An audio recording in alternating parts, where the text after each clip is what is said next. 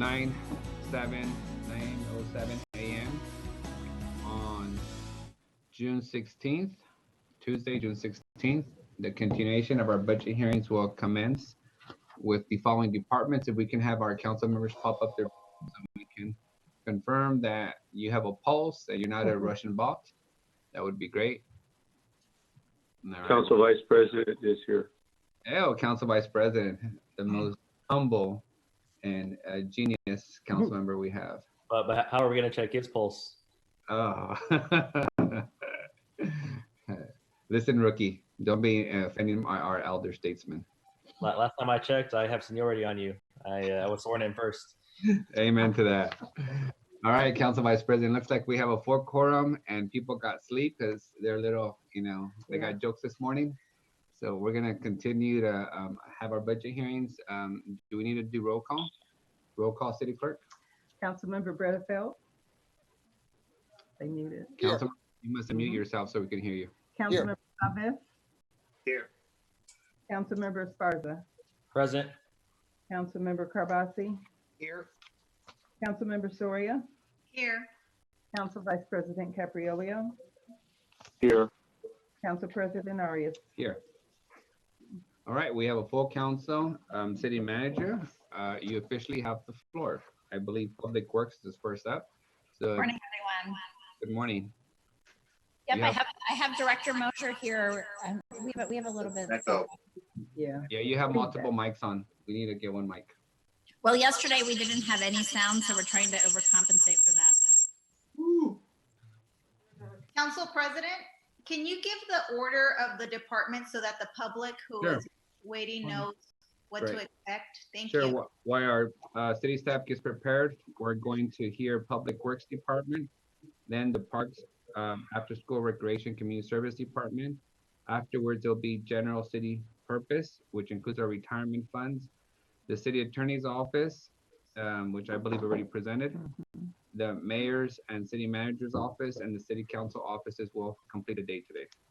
So, and the Convention Center. So the Convention Center will be in place of the City Attorney's Office since we heard from the City Attorney already. So again, Public Works, Parks, General City, Convention Center, Mayor, City Manager's Office, and City Council offices. Okay, so with that, we'll turn it over to Scott Mosher to go over the Public Works budget. Thank you, City Manager. Thank you. Good. Council President and council members, I'm Scott Mosher with the Public Works Department. Pleased to have some time before you today to talk about the Public Works Department budget. Again, similar to other departments, we have some brief materials to present. As Public Works, we have 7 different divisions, and one of those, of course, is street maintenance, but we do a lot more than that. We have landscape maintenance, traffic operations, engineering, construction management, our sustainability division, and facilities management. Basic missions of the Public Works Department, we often talk about building a better Fresno. It's really about building, maintaining really the critical backbone infrastructure of the city. Also, we're very involved in development services with all of the infrastructure plan review, approvals, and permitting after things go through the planning process in Planning and Development Department. Our project management design services area we literally work for every other department in the city, and providing that expertise in project management, construction management, whether it's public utilities, parks, police, fire. We've served the airport. We do work for ISD, just all across the board. We provide right-of-way acquisition services and lease management within the city. Of course, with facilities, the council is very familiar with our facilities maintenance team in the building, but we also provide project management for everything that's on site with, again, new facilities like police substations, fire stations, new parks. Public Works also houses impact fee administration for the city. And so I know that's come up in some other budget presentations about impact fee revenue. We, of course, one of our most frequent agenda items during the year are the Community Facilities District annexation. So we provide all the administration for that, whether we're performing that work with city crews or the vast majority, of course, being outsourced. We have our street and landscape maintenance divisions. Going on to the next slide. In terms of positions, we have a total of 358 authorized in the department across the 7 divisions. And general fund is a component, but it is not our main funding source within public works. Our general fund operating is $9,089,600, and that includes 49 authorized positions. Currently, there are 2 vacancies within general fund positions in the department. Vast majority of general fund positions are in areas of development services where the developers, essentially it's a fee for service, whether we're talking about plan check, things like vacation, deed review, and then of course the actual inspection, subdivision inspection and permit activity, utility permits, and also commercial industrial type work. So general fund, back to that, $9,089,600. For non-general fund, I'm sorry, let me first cover the capital piece. It's rare for public works that we have general fund capital. We do have in the amended budget for back to FY20, which is then carrying over to 21 as proposed. That's $3,940,900 on capital. But let's go to the non-general fund just by comparison. So our operating and public works for non-general fund is $67.2 million. That would include everything ranging from Measure C, gas, the various colors of gas tax funding, and the vast majority being federal and state grants within public works. For operating, that's 309 authorized positions, and 25 are currently vacant. So again, these are non-general fund positions. The capital, which I'd mentioned, is $156 million. And again, we don't show the positions against that. That's 309 total positions in the department. So that is an overview of positions. I know council is very familiar with the grant funded projects that are contained within. Each of those comes before council on a resolution of support and authorization to apply for that grant. And then those are reflected within the budget.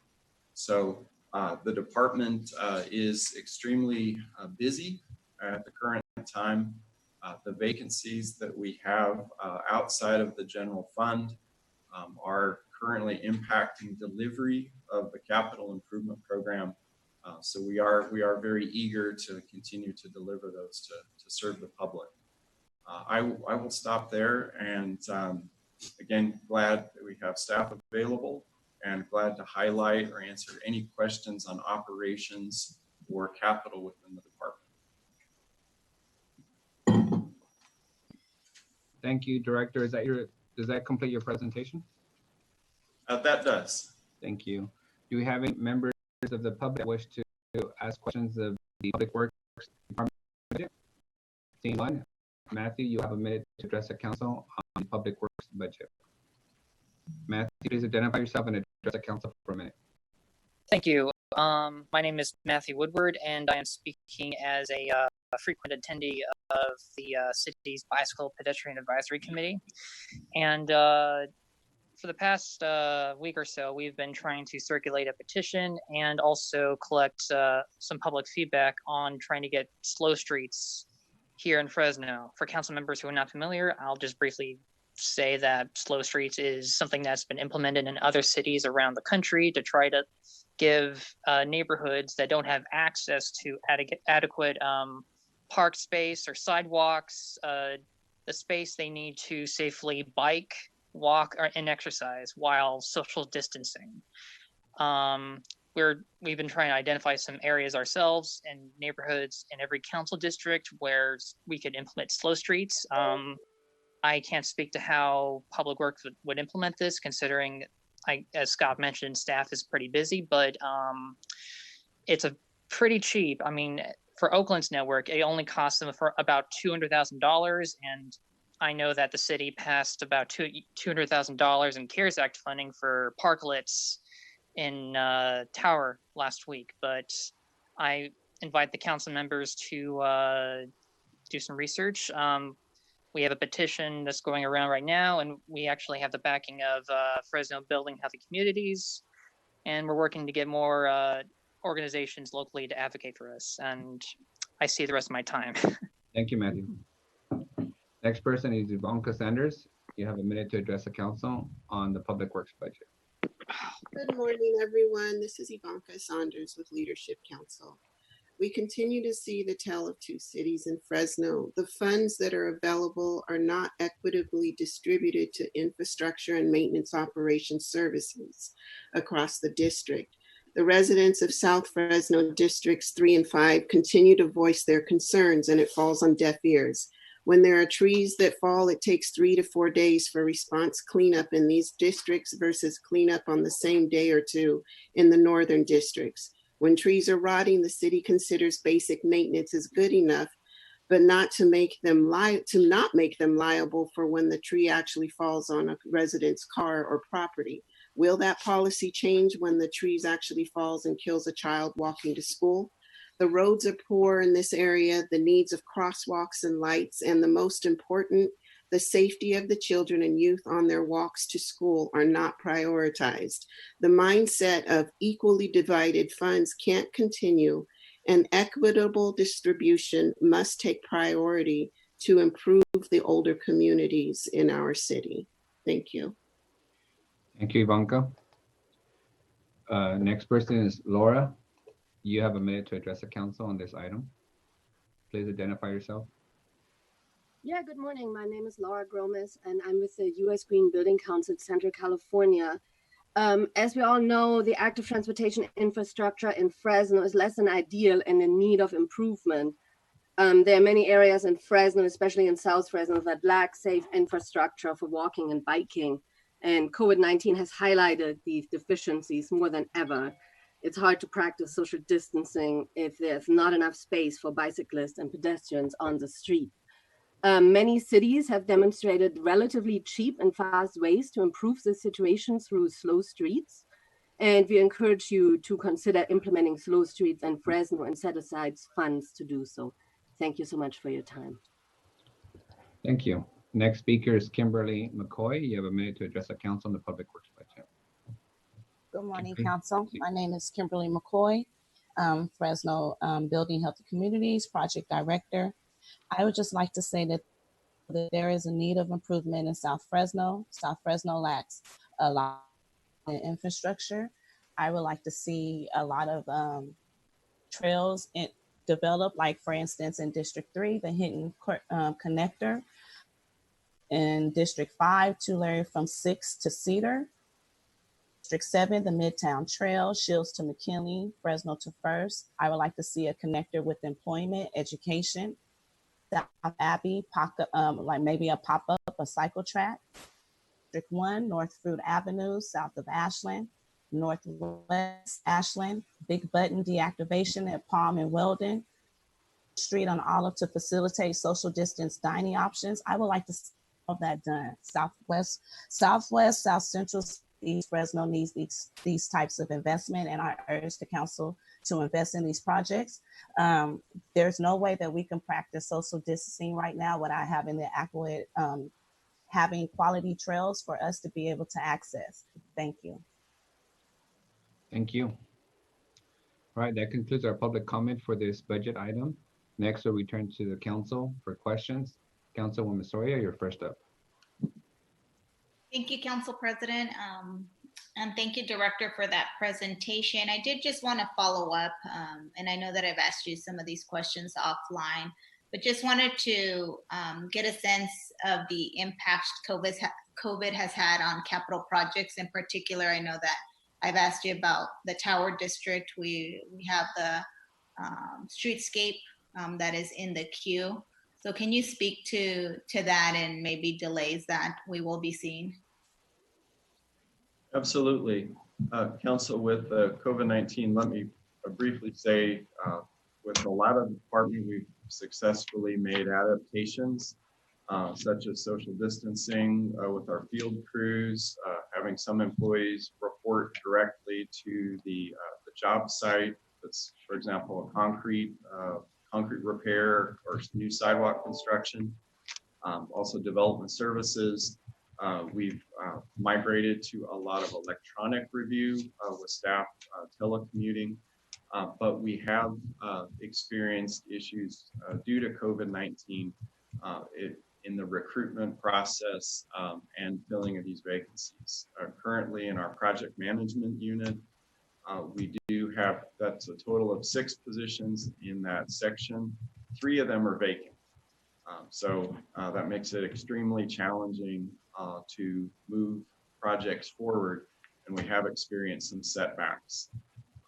Again, the Tower District streetscape, we've experienced a delay of about 2 months in that project. However, due to the winter rainy season, what that means is we then go beyond the point where it would have made sense to open up the street, because really to minimize disruption to the businesses, we want to be very efficient, kind of get in and out with things like excavations, concrete, construction.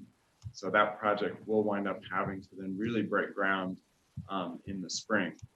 Very proactively trying to move that forward as best we can, but in that area we are functioning at really half staff. What are we trying to do to kind of get the adequate staffing? Because I know that you said that we probably wouldn't start moving forward until we reached 50% capacity with our engineering staff. What are we doing to kind of fill the pipeline or get those positions filled? Council, I'd like to just briefly say that we're eager to put as many of our staff on that as possible, but I'd like to ask our city manager just to briefly address conversation about hiring and positions and possible freezes and such. So, council, Thursday, I guess, I'm losing track of days right now. Council will be considering a hiring freeze, as we've been talking about what we've implemented on for staff that reports to me and what that looks like. And there are some exceptions to the hiring freeze, but those are more public safety related at this point. And that's an item that you all will hear, so we can do it citywide on Thursday.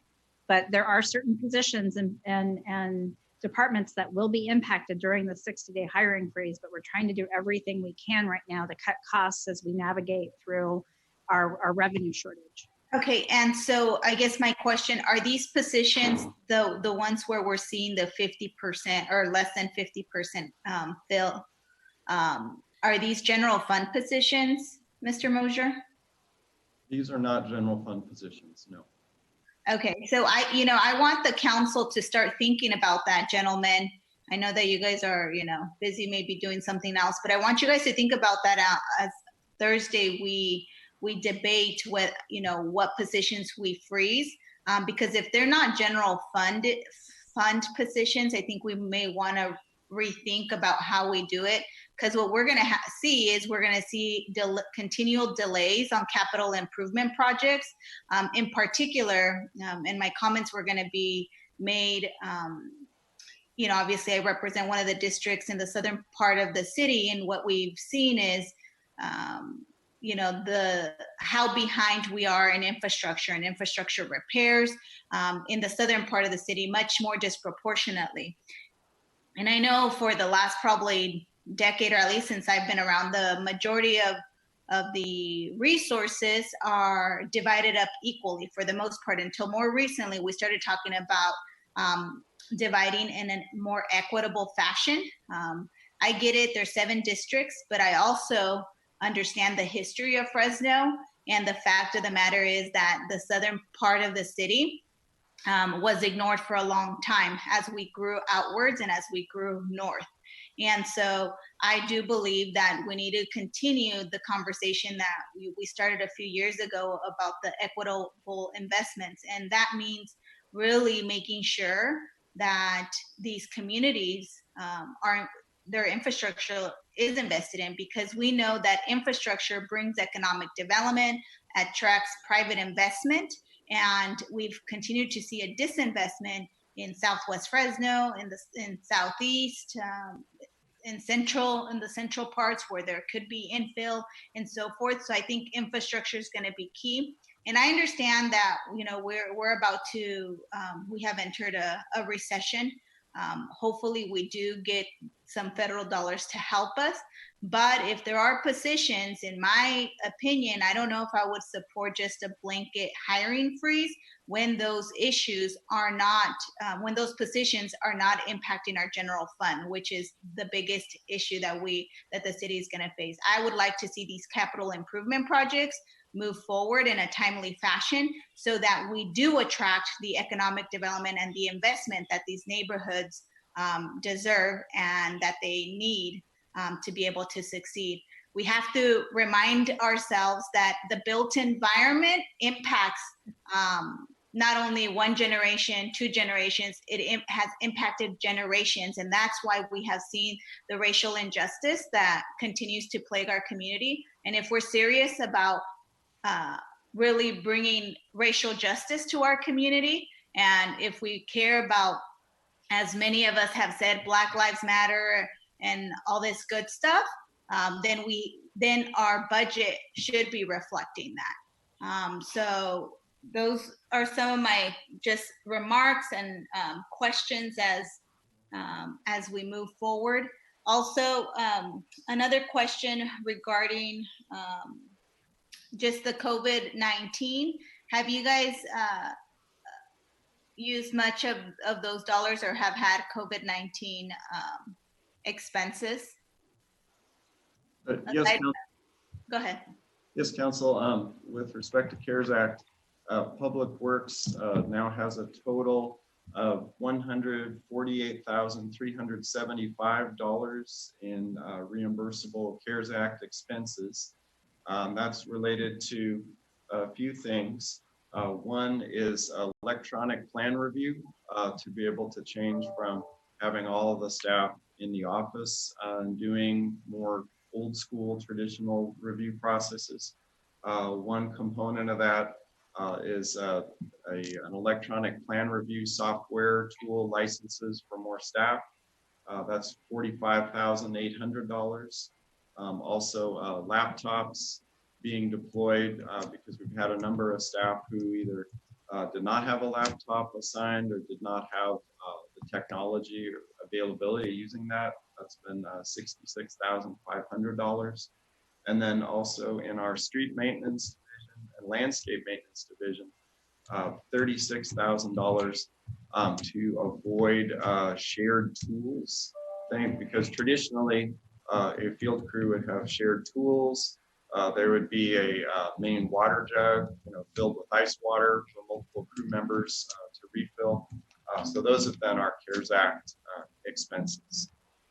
Perfect. And before I move on, I wanted to ask you, because I am going to be interested for this on Thursday. Can you provide me the positions that are not general fund, that wouldn't impact our general fund, that are critical so that these capital projects move along? Yeah, we can do that. And we can also have Scott here with us when we have that discussion about that item. We were looking at this globally because council has directed in the past to treat every department equally, regardless of the funding source, whether it's an enterprise, public works with the multiple funding sources, et cetera. And so that's why we're proposing something that's citywide for 60 days, but keep in mind, there are impacts across the board if we do this, including with our enterprise departments. But we can have that discussion on Thursday. And Scott can have that list ready for discussion on Thursday. Perfect. Awesome. Thank you. Those are all the questions that I have for now. I may ask a few more in a bit. Thanks. Thank you, Councilwoman Soria. And just a reminder, City Manager, there was a commitment to get the council the list of proposed exemptions for the citywide hiring freeze. So if you can get us that list, I know. My the initial- understanding was that Tim Orman was sending that to you yesterday, so I'll confirm. But we met at lunch yesterday, so it should be on its way if it's not in your inbox. Perfect. We Okay. haven't received it yet, so I know we're all doing multiple things at the same time. So just get it to us when it's ready, and then we can have the discussion on Thursday. Okay. Thank you, City Manager. Councilmember Carbasi, you're up next. Thank you, Mr. President. Director Mosier, I want to thank you for working with me during my first year. Your department has been very helpful. You've been very helpful in reaching out to the county and partnering with them. We have a lot of county islands in District 2, and there's some areas where one side of the street is city, one side of the street is county, but working with my counterpart of the county and your counterpart of the county to be able to work together on mutual projects so we can get them taken care of. So I want to, in what we're talking about today with the inequities that exist that we've been discussing, I understand the frustrations that were just shared. My residents in Pinedale, my residents in Herndontown, and a lot of my residents in other parts of my district, people think District 2 is a fancy district, and we have, it's a very diverse district, and we have our share of problems too. And they felt left behind. And I don't want people feeling like they're being left behind. So I think that it's a problem that we're going to have to work on. But I'd like you to explain a couple things. One, I've recalled several times voting for millions of dollars in projects in our neighborhoods that have been neglected. Projects for trees, projects for infrastructure. Can you briefly explain to the public about TCC and how much that investment that's bringing into much needed investment into some of our neighborhoods? My district does not qualify for any of that money, but if you can explain that. Absolutely, Council. Glad to talk about that. TCC in total was a $70 million grant from the state of California, but it requires also local match or really leveraged projects. That leverage, I don't have that total. I know that's over 35 million, but many of those projects are in the public works budget. For example, in Southwest Fresno, we're very excited about these projects. We have, for example, in the Martin Luther King Church Avenue area, we have what's in the budget is a magnet core park. I'm sure it will be named at some point. That park will have a name, but a brand new 10-acre community park. The budget includes both the TCC funding, developer park impact fees, and also within Public Works, our ABX 86 gas tax dollars going in to build an access loop road for the park. We have a project which will build on Church, MLK, and Jensen. Will build curbs, gutters, sidewalks, street lighting, bike lanes, multi-purpose trails in that area. That's several $1 million all told. TCC also is funding in the Chinatown area along the F Street area, an urban greening project. And then also we have a significant Southwest Fresno Trails project underway. Oh, one more lastly with TCC, we have a tree planting project in Southwest Fresno, and that will plant hundreds of new trees in the area. Many of those are going at Fruit and Jensen near a Habitat for Humanity neighborhood that's been there and in place for a good 20 years. Okay, so I mean, in my opinion, long overdue, but I'm glad to see we're on track with bringing renewed life to our communities that have been left behind. I've always appreciated the fact that growing up in my neighborhood, we've been able to have a great abundance of vegetation and trees and clean air that leads to that. Other neighborhoods deserve the opportunity, and I'm so glad to see. I know the picture that's painted by what the public sees, but there really is real help on the way. These things are in the works, correct? These things are coming. These things are coming, and my assistant director noted I should also mention Mariposa Plaza in downtown with a complete reconstruction and some exciting changes. They're all in underway, in progress.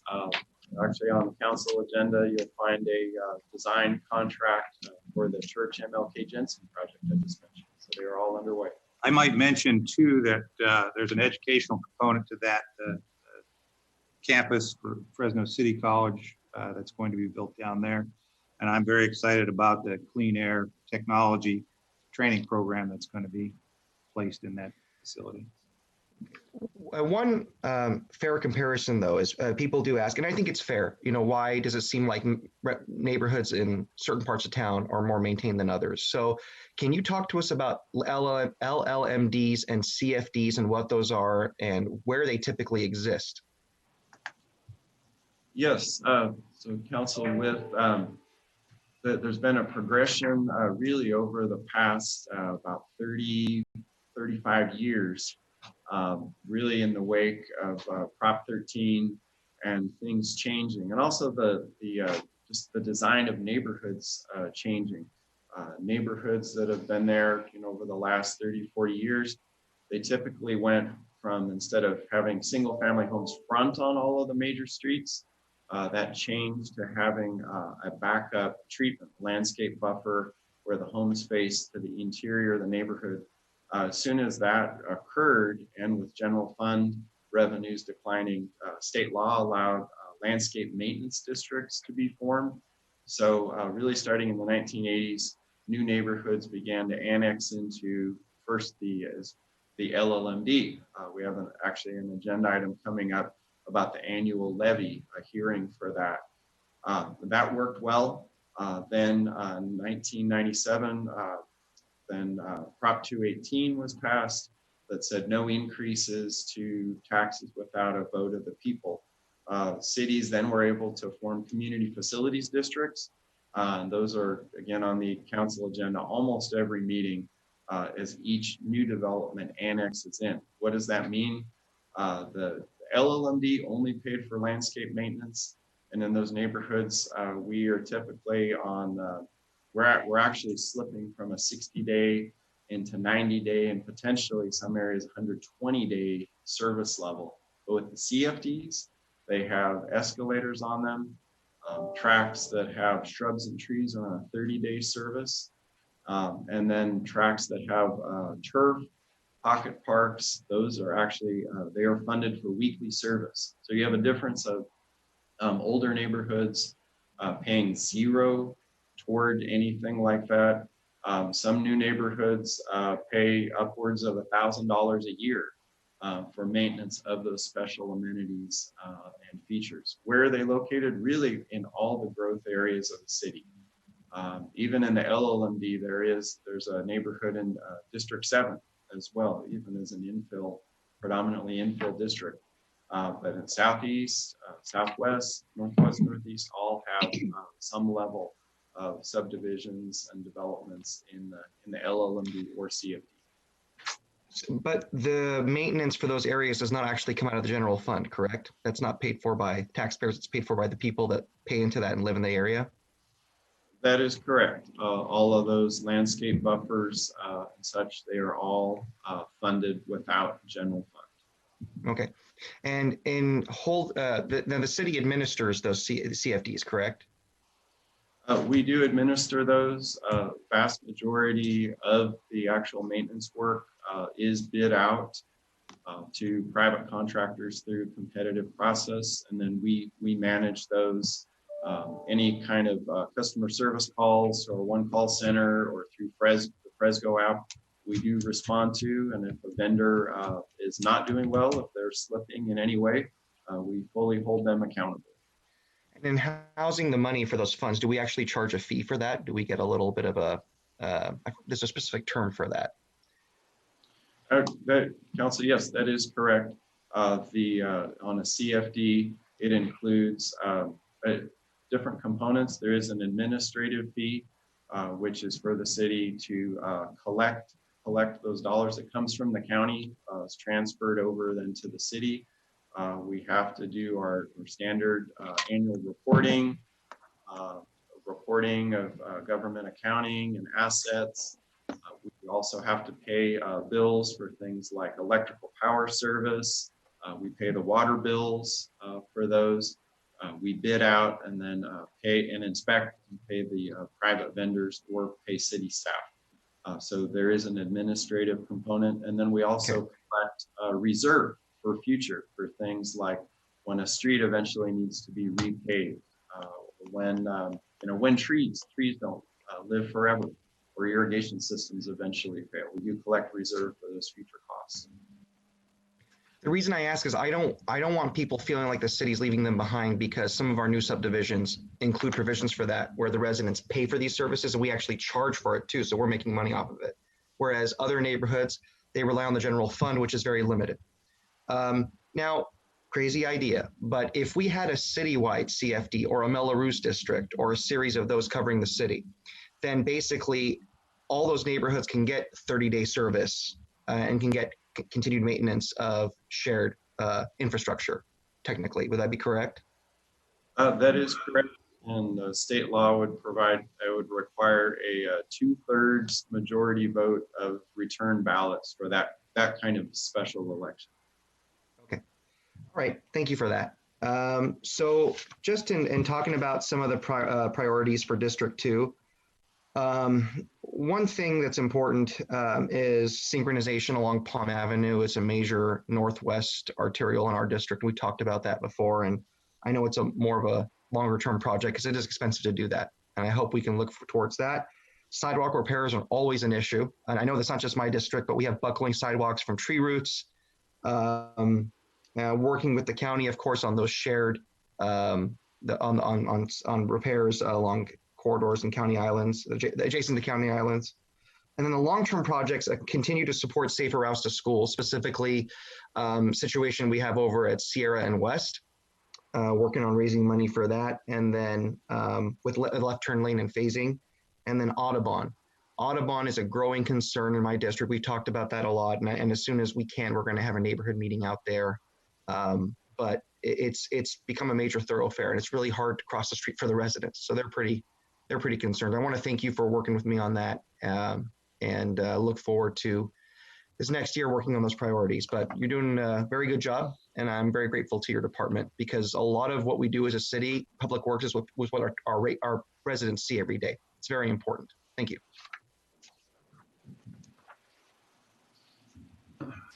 Councilmember Esparza, Chavez, I'm sorry, you're up next.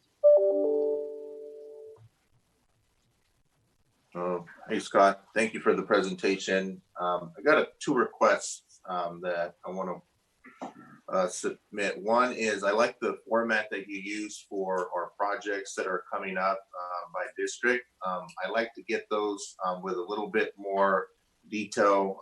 What you have done there is very helpful with the amount of funding that we have for that specific budget year, the project. But what I like to get is the estimated timeline for when those projects will start. That's actually been very helpful to notifying the community when those projects are going to come to their neighborhood, and make sure that the traffic is, even if it's disrupted, at least they have a heads up on what is happening on that. So I like to request that for not just the SB1 dollars, but for Measure C projects and all essentially public works projects for my office. I'd appreciate that. And then the other projects that you listed on there, I know we've been tracking them by fiscal year 19, 20, 2021. Those have been actually very helpful. How much of that, not the facility needs, what's it called, the CIP? It's an acronym, but you use it for the whole cities of street master plan. What's the name of it, Scott? I'm trying to think back. Right, Councilmember Chavez, I believe you have that correct. You're referring to the CIP, the Capital Improvement Program. Yep. Year, and when budgets come before council, you see that full 5-year plan of everything that we know of that we've captured grant funding for and such. We show that in the 5-year plan. Yeah. So when's the last time we updated that CIP plan? As Public Works, we're really updating it constantly with every grant that we're successful in obtaining. But then every year it is formally assembled under Henry Fierro's leadership for all departments of the city, and that's all packaged up together to come before the council. Okay, I'd like to get a copy of the most latest version of the CIP that you have. That would be very helpful. And then a couple of years ago, actually a lot of years ago, we had over $1 billion in needs in the city. What's that amount now as of late? Council, that's over $1 billion. Let me just give some brief highlights of that. The deferred pavement maintenance needs are over $600 million. And what that means is because pavements are constantly degrading. Unfortunately, even if we could fix them all, we had 600 million immediately. That doesn't mean we stop investing. They continue to deteriorate and need care. So that's over 600 million to really get from where we are from at-risk conditions to an average of kind of fair to good citywide. Then sidewalk repairs where we have tree damage, curbs and gutters, standing water in them, or sidewalk raises. That we estimate that at about $200 million for the city. Also a big highlight, some of the speakers from the public talked about the need for additional safe routes to school, sidewalks in older neighborhoods. Council adopted about 3 years ago the active transportation plan, and in that plan that was estimated at $365 million. So we have those needs, and then on top of that you have things like the need for traffic signals and protect from phasing widening. So it is well above $1 billion of need. Does the CIP break down those categories you just outlined in there? The CIP does categorize projects as either maintenance or new capital facilities. Like for example, adding a traffic signal for a safer school crossing, that would be new capital versus say repaving a street would be more in the maintenance category. And then when does our No Neighborhood Left Behind bond expire? I believe that is about close to 2038, but I would have to look to our budget director to confirm. I believe. Yeah. Can you send that to myself and the council just so we know when that's coming up, and then what work has come as a result of that? That'd be helpful for me. We can get you that, council member. Okay, and then one last request. I want to thank Dr. Molina for reaching out with the Bicycle and Pedestrian Advisory Committee. He's been doing a lot of legwork with projects, and as you guys know, I'm very supportive of bike lanes and making our streets more pedestrian friendly. So I'd like to make a motion to have staff work on the slower streets concepts and start a pilot program here in the city of Fresno and put that on the docket for the hopper for us to discuss. Thank you. I'll second that if no one else has. I think Councilwoman Soria beat you to it. I'll third it. For the record, Councilmember Esparza doesn't ride a bike, or Chavez, so I'm not sure they're the right people. Hey, we walk. With that, Councilmember Esparza, you have the floor. Yeah, Scott. So thank you for the presentation. You and I have had some recent discussions in the last several weeks, just sort of about all the different projects across my district and what my priorities are for District 7. I wanted to publicly thank you for ensuring that in September we're going to get First Street done between McKinley and Olive. That's been a long-standing need in District 7. And so I know folks in the district and around that area are going to really appreciate getting that project done. I continue to express my support for the Slow Streets project. I thirded that motion. Looking forward to seeing what kind of program we can put together here in Fresno. I think we're a little bit behind other cities on that one, but we're pretty good at catching up. So looking forward to that. And then you're pretty well aware of the Fresno EIFD that is currently in the process of being formed. And I think once we have the EIFD completed, that's going to put us in position for to gain some substantial grant funding. So I wanted to ask, whether that's within planning or within public works, wanted to know what the sort of grants writing capacity is within your department, if that's general fund funded or otherwise, just because despite the pandemic, despite the recession, I don't want that to be a barrier to continued investment within this Fresno EIFD area and leveraging those dollars that we're going to be bringing in. So what does the grant writing capacity look like, and do we expect an impact because of the recession and pandemic? All right.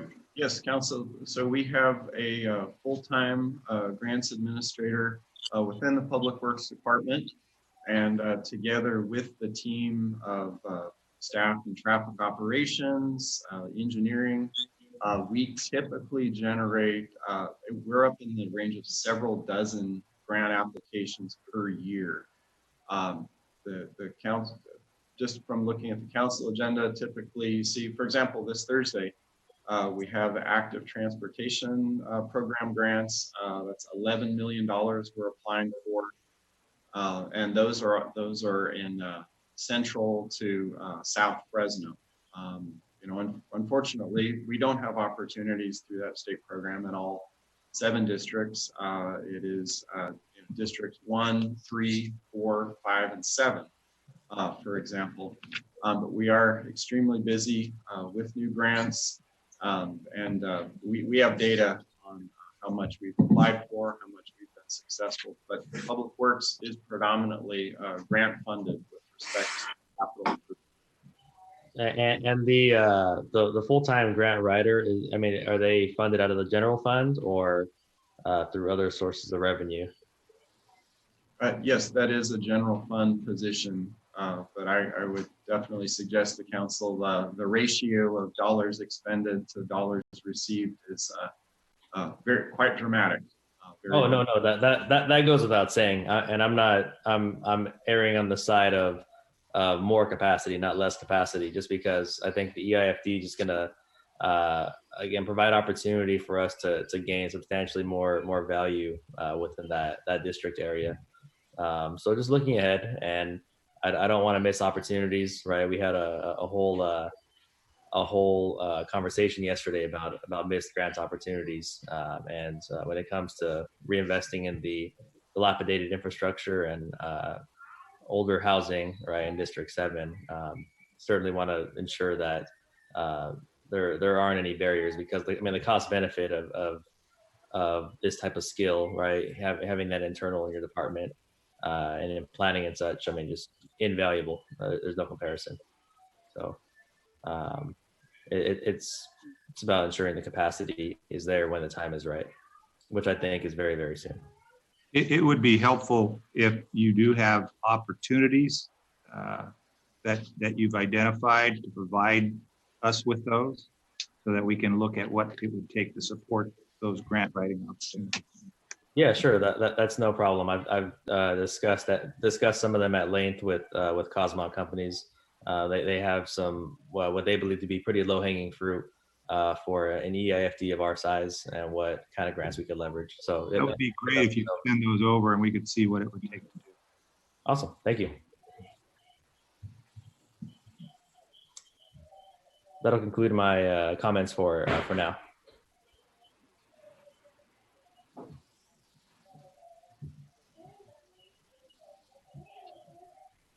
Sorry, guys, he stepped away once again. Gary, I think you're next up on the queue.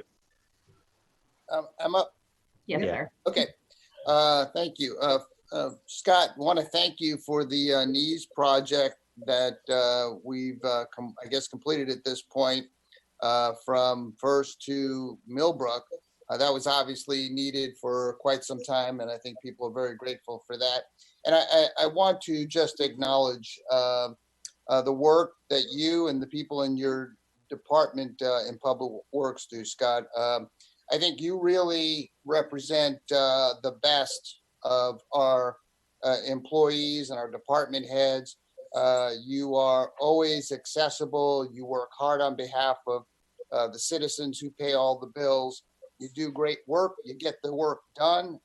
It's done when you say it's going to get done. You're just always accessible, and I think the citizens of Fresno are well served by you and your department. I want to acknowledge that. That isn't always the case. In fact, we'll have some of those discussions today. But Scott, you do a phenomenal job. You were instrumental in also getting the Fresno Veterans Memorial completed, done so, I mean, top notch. I mean, that was a public-private partnership, but you were part of the public that got it done. And so, Scott, I just want to tell you, I'm really happy with the work that you do, and you do it at an excellent level all the time. And your staff does it, and they follow your lead. And so I want everyone to know that we are really happy with you and have been for the whole time I've been here. And I greatly appreciate it. I know our citizens do. I think our council is expressing that, and I think that's important to note. Thank you very much for that. It is a great team effort and partnership. So thank you for the great feedback. Thank you, Scott. Thanks so much. Mr. Carbasi, you have the floor again.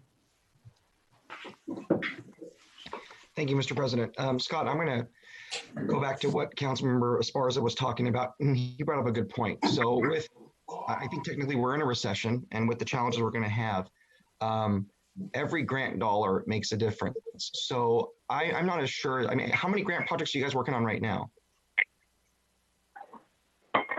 Basically, here's my question. If we were to, even in this time, allocate another grant writer or funding for a grant writer position, do you think that would put us in a position to apply for grants to help all our neighborhoods in this city, including the ones that have been left behind? Because, I mean, there are things out there we may not even know about. We can, of course, talk to our lobbyists to see if they have anything they've heard, but would that make a difference for you? Council, we have well over 100 grant-funded projects we're working on right now. And you know, I want to just highlight again, it's a great team effort. One of the critical needs really is the engineering to support our grants manager right now, and that's where we are feeling that strain at the moment with the vacancies we talked about earlier, because the engineering staff has to deliver capital improvement projects through design and to get them in the and then also to prepare those concept drawings, to do cost everything that goes into that grant application. So I think it's extremely important that we are in position to apply for those grants. But really for us, the most pressing need is to have the full complement of engineering staff to do that. How many vacancies in the engineering staff do you have right now? We currently have 5. 5 vacancies. Okay. Can I interject? Yes. One of the things I've noticed on grants applications most recently is there has been a stronger emphasis on what they would call technical and management capacity. And in what they're asking for is that we not only have the ability to write a grant, but also the ability to execute the project once it's awarded. And that's what it's speaking to. So for every grant we write, we need to make sure that we have the capacity to support that grant awarded, and that's what technical folks do, the engineers and such. So that's a huge part of us. Now, are those engineers general fund or non-general fund? They are non-general fund.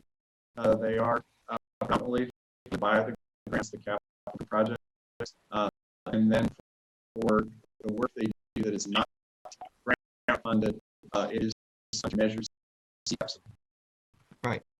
So then is the reason my administration we're not filling those positions, even though they help us generate some of the revenue process, is because of some sort of Measure C?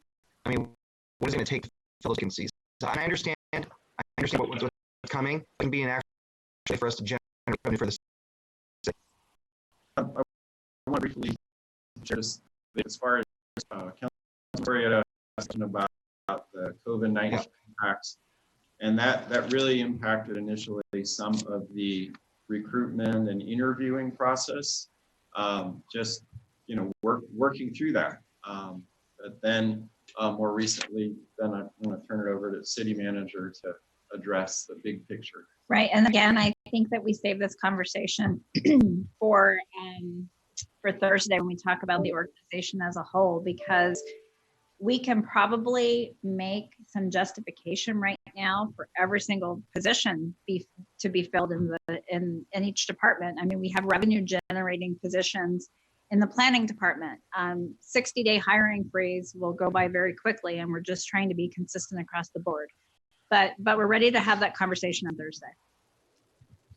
I might also want to clarify one thing, and Scott, feel free to jump in if I'm saying something incorrect, but there are two things that we need those technical staff for. One is post-award, where all the heavy work occurs. Also, when that grant writer is proposing a grant, there is a ton of information that needs to be gathered, analysis that needs to be done in order to submit the proposal. And that activity is typically not grant funded because it's prior to the proposal, and those activities are funded by another source. It's usually a small amount relative to the grant award itself, but there is some cost there. And that is correct, as our assistant city manager shared. And that's where in the budget council has adopted over the years, there's a small amount of Measure C funding that goes into the positions, and pre-award when we're applying for a grant, that will be used to, for example, let's say it's a trail project, or maybe it's a complete streets type application. That grant will require a concept layout to be prepared, usually on an aerial photo, line work, and then to develop a cost estimate for that grant for the actual full project. And so that's what those positions do for a small part of their time. Otherwise, as Jim mentioned, they are working on the projects that have been funded. Okay, and I appreciate that. But when it comes to the vacancies, I want to open it up to my colleagues and see if any of them have any thoughts on this matter. I know Councilmember Soria has, of course, expressed her thoughts on these vacancies as well. For me, I'm in the same position. I think that it would be short-sighted of us. I get it, 60 days, but we know how long it takes to hire someone, especially in these positions, the engineering. It's not like just anyone off can apply for that position. It actually takes with expertise and a degree and training. And so I think that we just have to be aware that if we do end up supporting Thursday a blanket hiring freeze, our capital projects will continue to get delayed. And I don't think that that's probably what we want when it's not having a significant impact on the general fund. That's where we're seeing the shortfall. If we don't hire these folks, it's not going to make a difference into our general fund. I'm happy to, make that. That's my position today. It's not going to change on Thursday. But I think that it's an important conversation to have now, because it does impact all those projects that are budgeted within the budget that we have for this fiscal year, and for the budget that we will continue for this next fiscal year. So, I would call upon my council colleagues to really think that. I don't think that treating everyone equal is necessarily a good idea for purposes. It's like what we say, some of the council members that represent the southern part of the district. Our district sometimes needs a little bit more, so we can't continue to just provide everyone equal when the needs are greater in another part of the city. And so I treat this kind of in the same light. And in fact, it doesn't impact our general fund. Okay, that's really all I have too. Right. Council President. Council Vice President, you have the floor. Thank you very much. I think based on those last couple of comments, I think there was an overreaction with regard to the hiring and the freeze and so forth. So I think the conclusion that I'm getting from my colleagues is that they want to selectively freeze the hiring, which is fine. It's whatever the will of the majority is. And so I think I'm glad to see that people are looking a little bit deeper into each department and to each project to see that we have to have a more comprehensive review before we start freezing and unfreezing and doing those sorts of things. So I'm encouraged by the analysis I just heard. So I wanted to join in for you, Scott. Obviously, you're a superstar. I've said that for the last 7.5 years. And your team, fantastic. Brian never lets me down. His crew, I let them down when they were doing the project between Barstow, the paving. Between Barstow and Bullard, I failed to show up with my ice water jugs to give to all the men that are and women that are working on those projects. I always try to be there and encourage them to continue their good work and show my appreciation. So thanks for that. Also for the area in front of Rotary West, it's a frontage road there. And that's the last part of getting that particular park area completed. So we painted, we've cleaned up, got everything functioning very well. We've invited Fresno State and other schools to come and use that as a practice field once COVID-19 leaves Fresno, which we all pray is sooner than later. Also, if you could give me a little update on Olive and Fowler. That's an intersection that's county owned, and to no one's surprise, it's a total mess, typical county in my view. So the city comes to the rescue, and Scott's worked with the staff at the county to put traffic controls at that intersection, which backs up traffic at 5 o'clock from probably a quarter to half a mile. Scott, how are we doing on that? Right, so Fowler and Olive, as our council vice president mentioned, that is 100% county. It is in the city's sphere of influence, meaning, eventually we would anticipate it would annex to the city.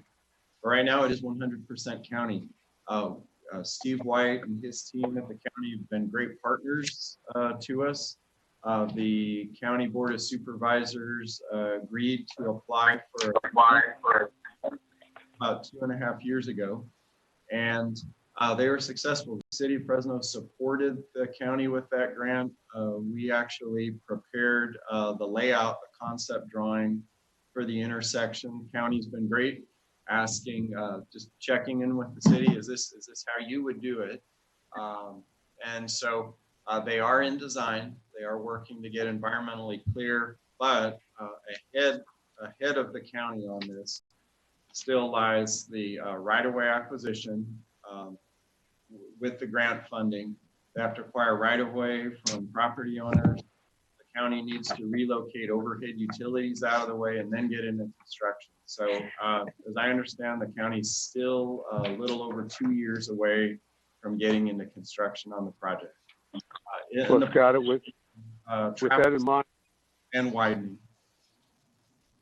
With that in mind, it just illustrates my point that we are the cavalry. You are the cavalry. When we have a public works project that needs to be addressed, as you've just told the audience and everyone listening, county drops the ball. In comes Scott Mosier and his team with the help, of course, the council vice president. But we got the deal going, and you are again coming to the rescue.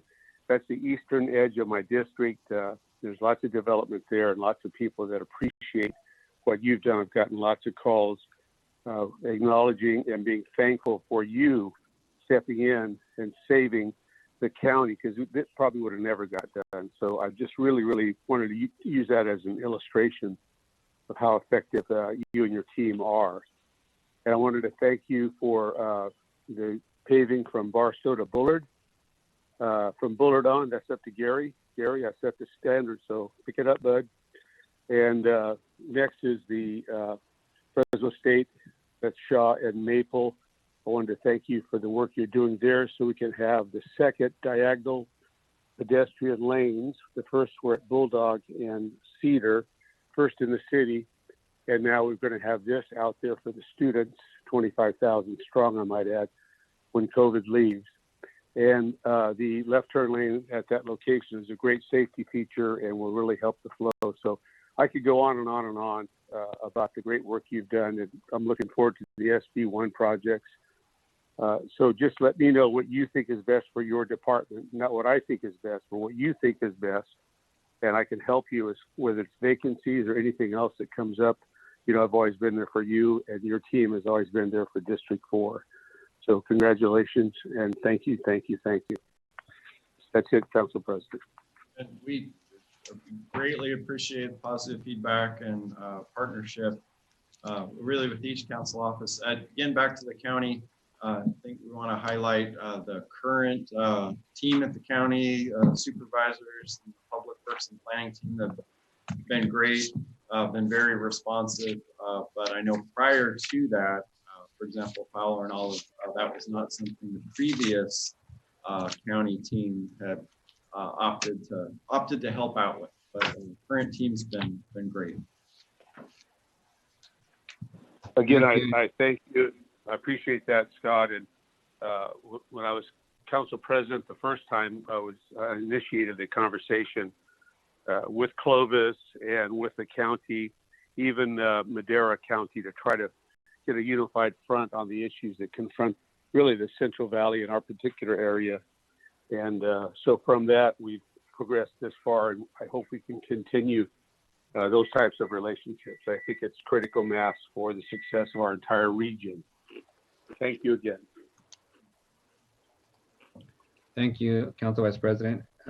Director Mosier, there's a couple of questions I have, but before I start, I just want to point out some of the comments about, West Fresno that were made earlier.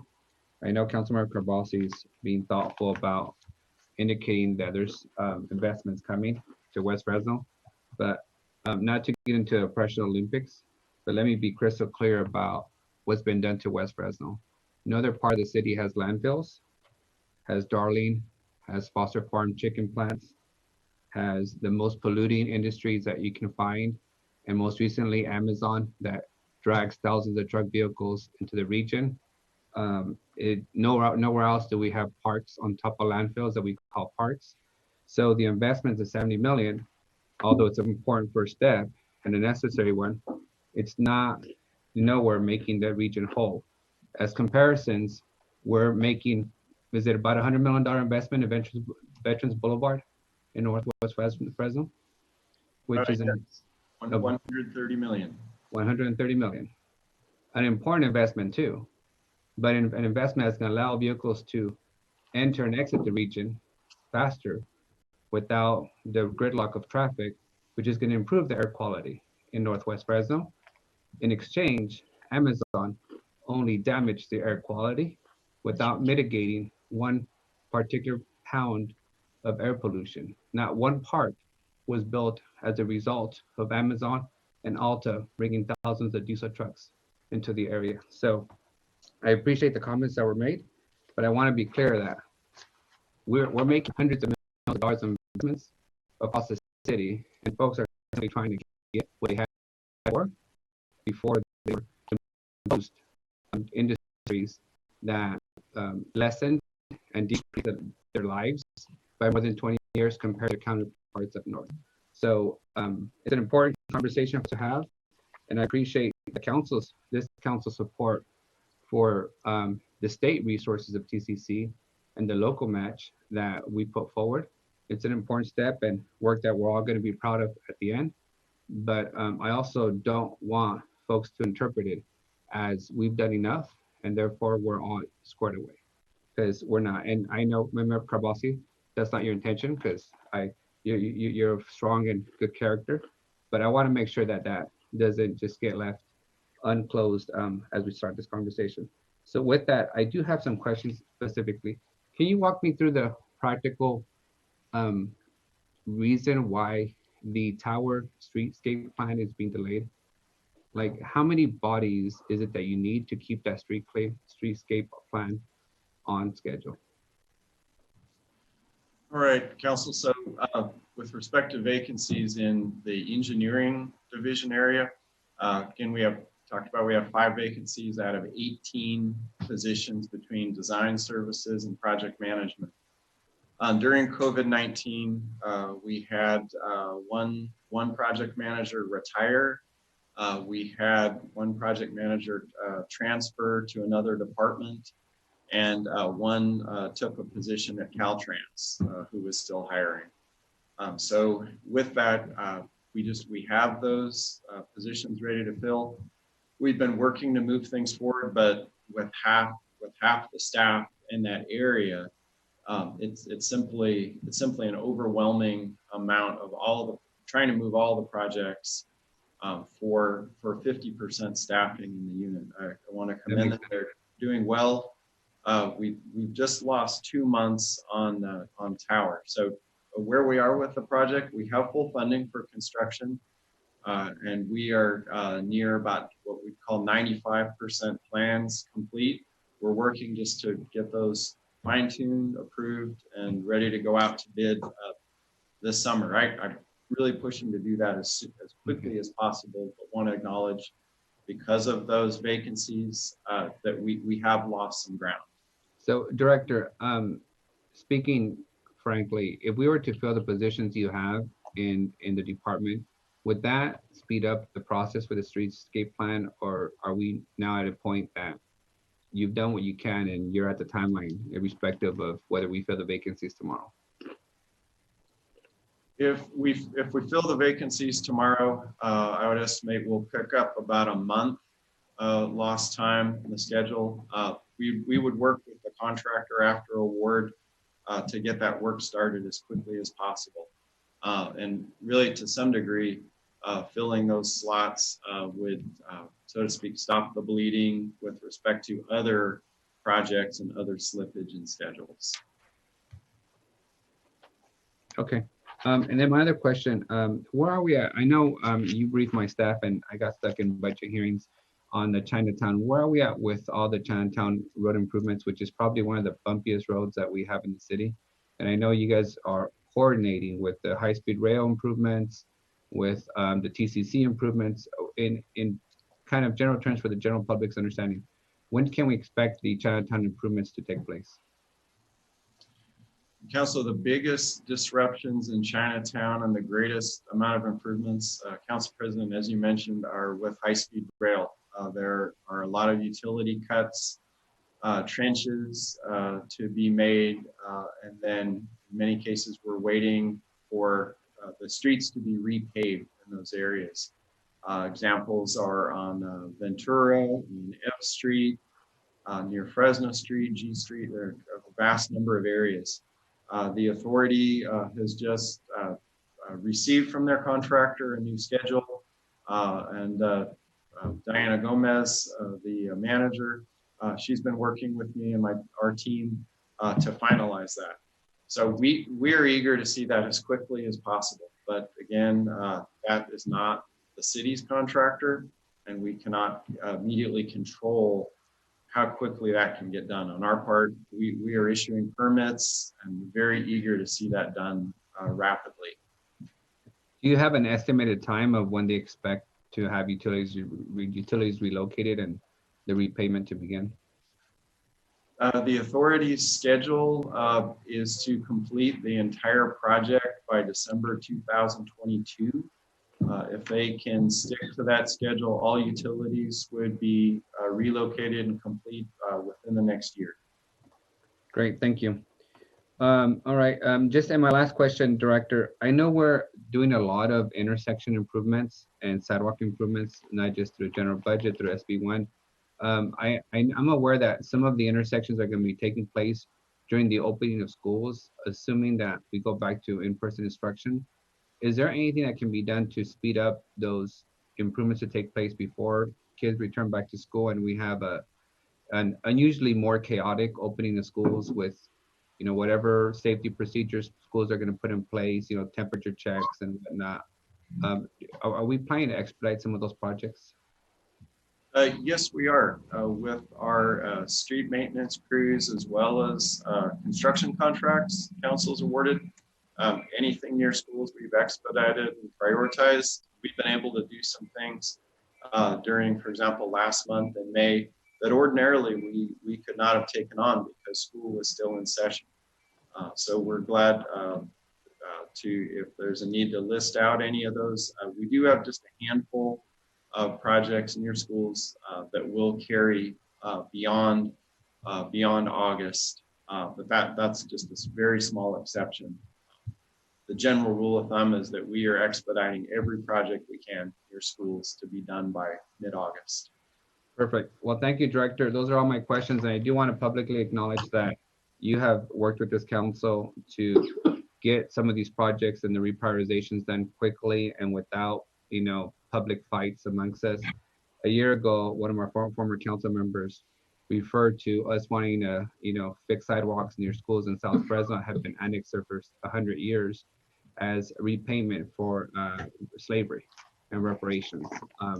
That kind of poisonous conversation is no longer taking place amongst our council. And I think it's partly because you've allowed us to work things out in a way that reflects the priorities of the council and doesn't require us to have debates that are unnecessary and quite frankly offensive to the public. So thank you again for all the work, to you and Assistant City Manager Jim Schott for that. With that, we now have Councilmember Bredefield and then Councilmember Carbasi, and I think we're done for this item. Yeah, two things. One, I want to concur with Councilmember Soria about the non-general fund positions. I think we need to fund them and keep projects moving forward. So I look forward to that discussion on Thursday. And then I want to also echo what Council President said about Southwest Fresno. I think clearly Southwest Fresno has been left behind in many instances. I think you documented it well, Miguel. And so I think there is always a need for consideration of how we can do things better. We all have pressing needs in our own district. My district, people think it's, the road is paved with gold, but it is not. And many streets need repairs for decades as well, 30, 40. They're cracked and broken. And so we're always pressing for resources. With limited resources, we all have needs. We all have our own constituencies that we have to respond to. They expect us to.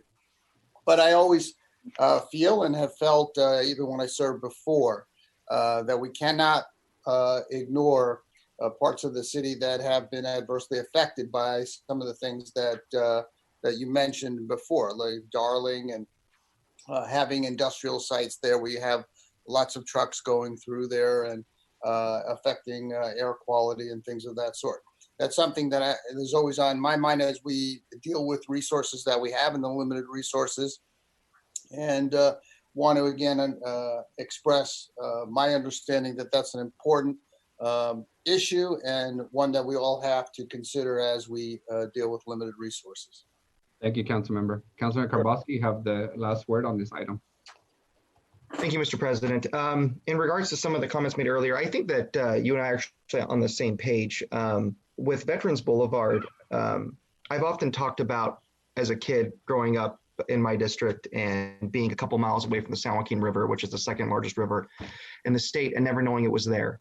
Imagine what a lot of the folks west of the 99 feel today because they don't have the infrastructure in place to come into the rest of the city.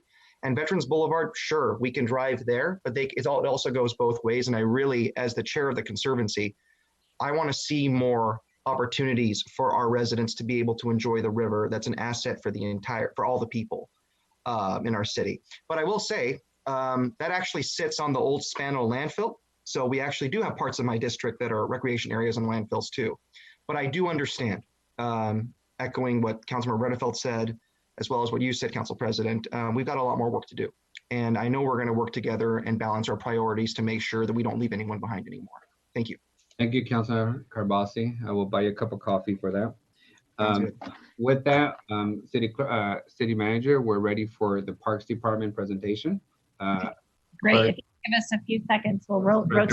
Moser, thank you for your time. Thank you, Scott. Thanks. Good job.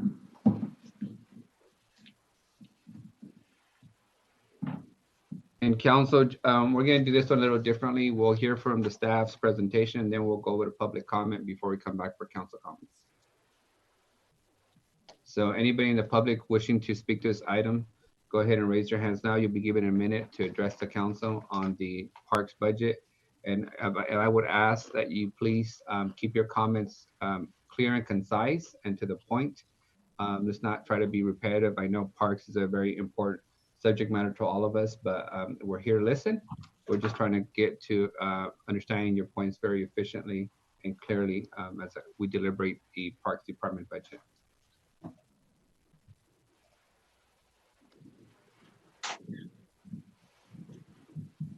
Do we have our Parks Director ready to go? We're Aldi is teeing up the PowerPoint, and TJ and her staff are getting settled. So I appreciate your patience. Director Miller, you have the floor whenever you're ready.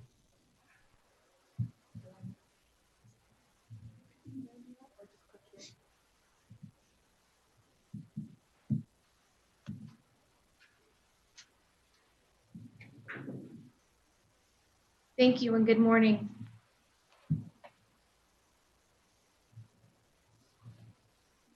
I'd like to start off by going over Parks Department primary responsibilities.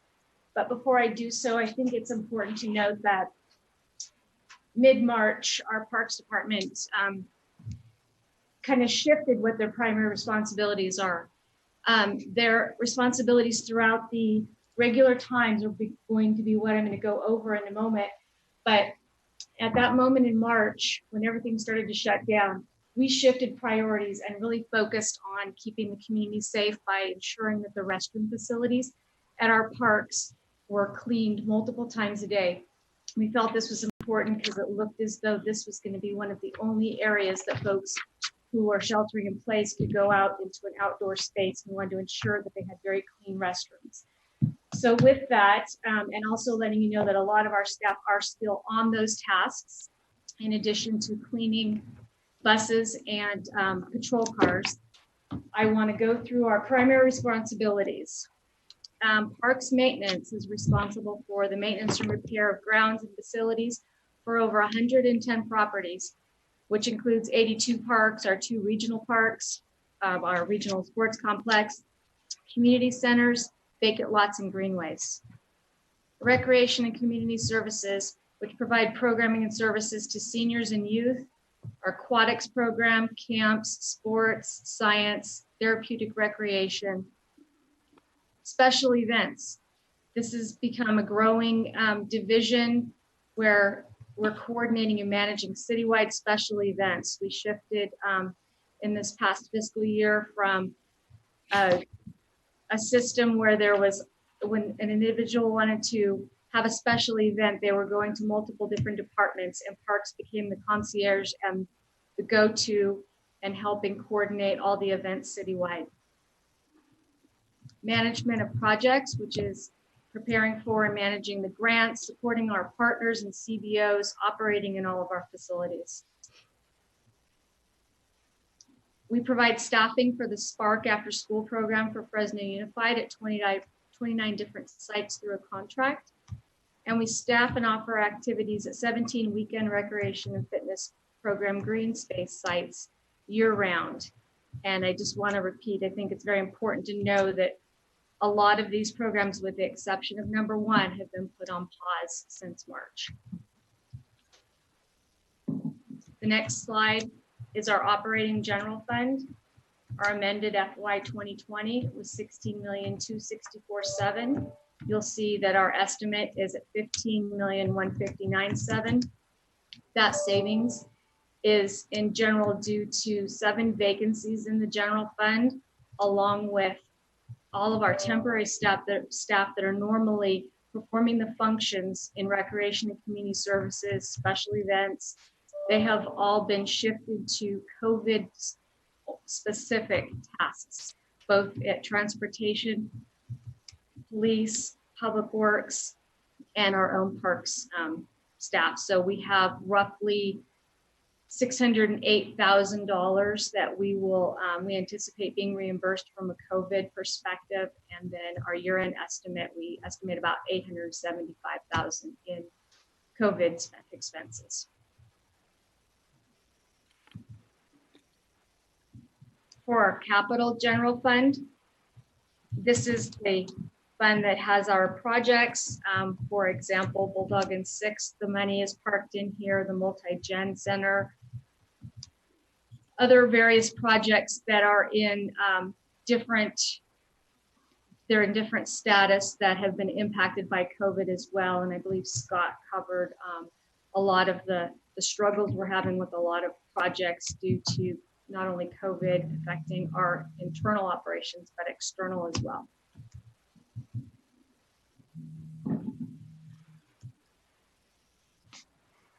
Our operating non-general fund, this covers activities such as Shins and Garden, Riverside, SP Plus.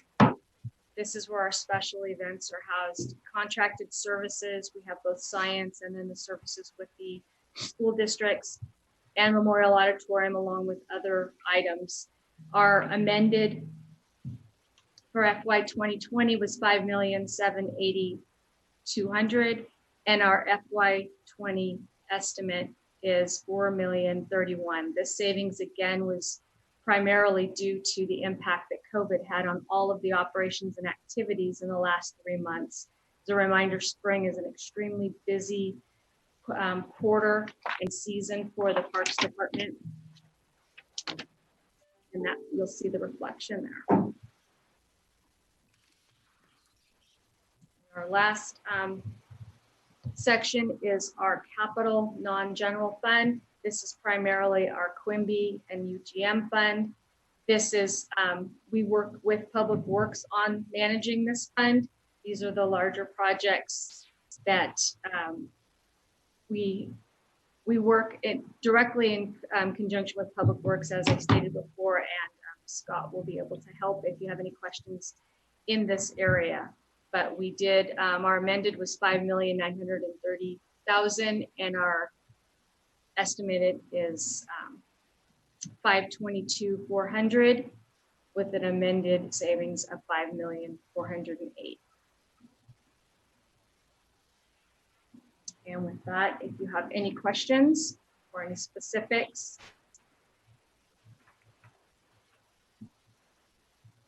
I will do my best to answer your questions. Thank you, Director Miller. Now we'll go to the general public for comment.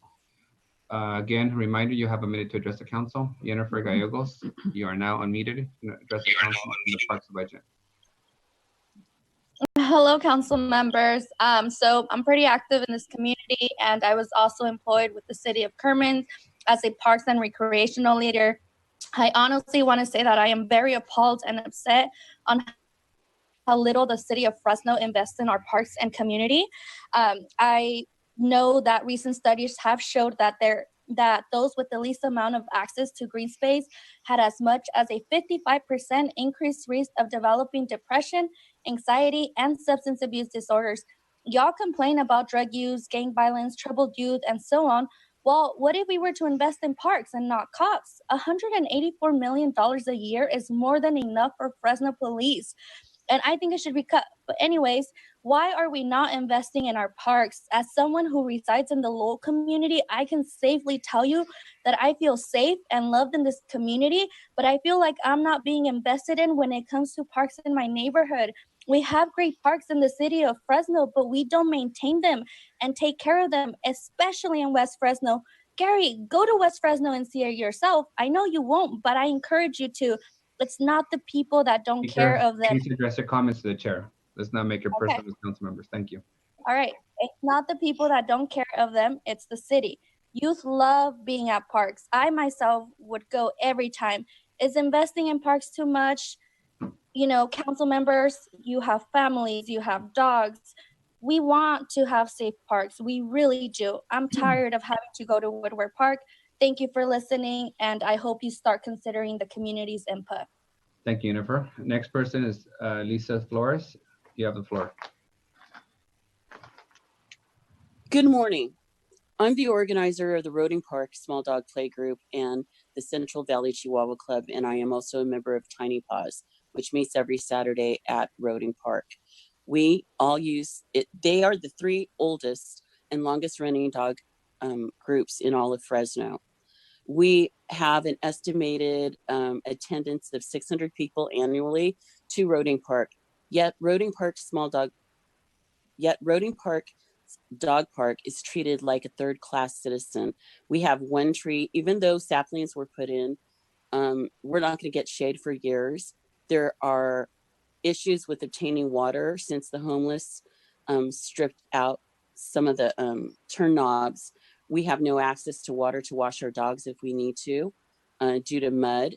And I'm requesting that the city council find $40,000 to move the dog park from where it's currently located to the other side of the park where the dog parents want the dog park to be. I have 2 line items in which you can find $40,000. One is the line item in the police budget for ammo, and also too, sorry, Gary, but your line item for your office budget, which is over $100,000 over everybody else's. I mean, it is time to move the dog park to where the people who actually use the dog park, where we want it to be. Thank you. Thank you, Ms. Flores. Next person is Ivanka. Ivanka Sanders, you have the floor. Hello, this is Ivanka. Fresno is known by the state agencies as a city of missed opportunities. We need to change that narrative through our actions. The city of Fresno residents from all walks of life and all districts supported the Measure P to improve our park systems and programs. It was a citizen-led initiative that only required a simple majority vote, and the citizens passed it with 52% voter approval. But our city council believed that since it did not receive a 2/3 vote like a regular government proposed tax, and since it did not fund the police, that it couldn't pass. And here we are today, still with a huge police budget and a minimal parks budget. You are not listening to the residents of all communities in Fresno that are telling you and begging you for what this city needs. Yet whether it's ego, racial bias, greed, or ignorance of best practices in public administration, the city can't see obvious resolutions to our problems. We deny a perfectly good Measure P. We don't apply for a grant that's money for our fire department. And there are so many types of grants that the state and the federal government offer for cities like Fresno to become and improve and overcome historical disparities. And these grants do include technical assistance. Please consider creating a small grants department whose sole purpose is to find and apply for available grants for all departments of our city. Please listen to the residents of the city who have put their trust in you to fight for healthy parks and programs for everyone. Thank you. Thank you. Next person is Elsa. Elsa, you have the floor. Can you hear me, Mr. President? Yes, please proceed. Oh. President Miguel Arias, council members, my name is Jose Leon Barraza, CEO of the Southeast Fresno Community Economic Development Association. It is well documented that the most severe impact of the COVID-19 pandemic has been in communities with chronic illnesses. These chronic conditions are more prevalent in low-income communities, communities of color that lack adequate green space, parks, and trails. Recent reports provided by the Fresno County Health Department already document that low-income communities of Southeast Fresno, which includes zip codes 93725 and 93727, show a higher number of COVID-19 cases. Access to public parks in those areas is limited. Fresno's not so good performance in providing parks in our city is also documented by a National Park Survey recently updated by the Trust for Public Land. It continues to rank Fresno in 90th place in comparison to other cities nationwide. Better parks promote better air quality, better health, better quality of life. There are studies that show that parks promote economic prosperity And crime can also be reduced through increased community participation in park programs and activities. Despite the many challenges currently confronted by our city, there are many opportunities available to address the need for more parks, green space, and trails in Southeast Fresno. Here's a list of those opportunities. The city of Fresno owns 49 acres of land at 2155 South Beach Avenue available for the development of a park. Opportunity number 2, park development fees collected in Southeast Fresno are available to fund a request for $90,000. The requested $90,000 are needed to complete the required environmental studies and some engineering work for completion of a state Proposition 68 park grant application. Opportunity number 3, Fresno is eligible to apply for up to $8.5 million in state Proposition 68 funds for this project. Our thanks to Assemblymember Joaquin Arambula and State Senator Melissa Hurtado for providing a letter of support for this project. Opportunity number 4, our city has a community that cares, that supports parks. Through a city's Adopt a Park program agreement approved by your council, Sepsida has planted 120 trees and an irrigation system.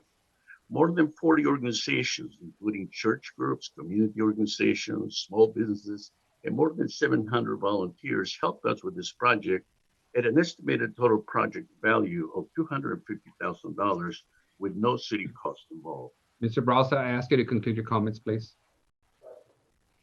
In closing, Sepsida proposes a city-Sepsida partnership to seek Proposition 68 grant funding to build a Southeast Fresno Regional Park and Soccer Complex project. And we would like to operate this park through a mutual collaboration with the city that will be formalized through a long-term operations and maintenance agreement. Great. Thank you, Mr. Thank you. Thank you, Mr. Barraza. Next person is Kimberly McCoy. You have a minute to address the council. Thank you, Council President. My name is Kimberly McCoy, Project for Fresno Building Healthy Communities. Despite the residents and the call for more safe quality parks, there is only 6 or 19 million that will be allocated to the Parks Department. Our parks are the hub of our community. They are prevention, ways for people to get out the house and exercise. In 2020, Measure P, a citizen-led initiative that collected 1,870 signatures. I don't think you guys understood what I just said. In 2018, Measure P, a citizen initiative that collected 61,870 signatures on the ballot. Measure P received 52% of which would have generated equitable investment of more than 38 million, which would have been able to help the disparity between North and South when it comes to our park system. Currently, Fresno is ranked 92 out of 100 largest cities that provide adequate, safe, quality parks to their residents. Residents continue to speak and call for investment in our parks and our communities. When are they going to be heard? I yield the rest of my time.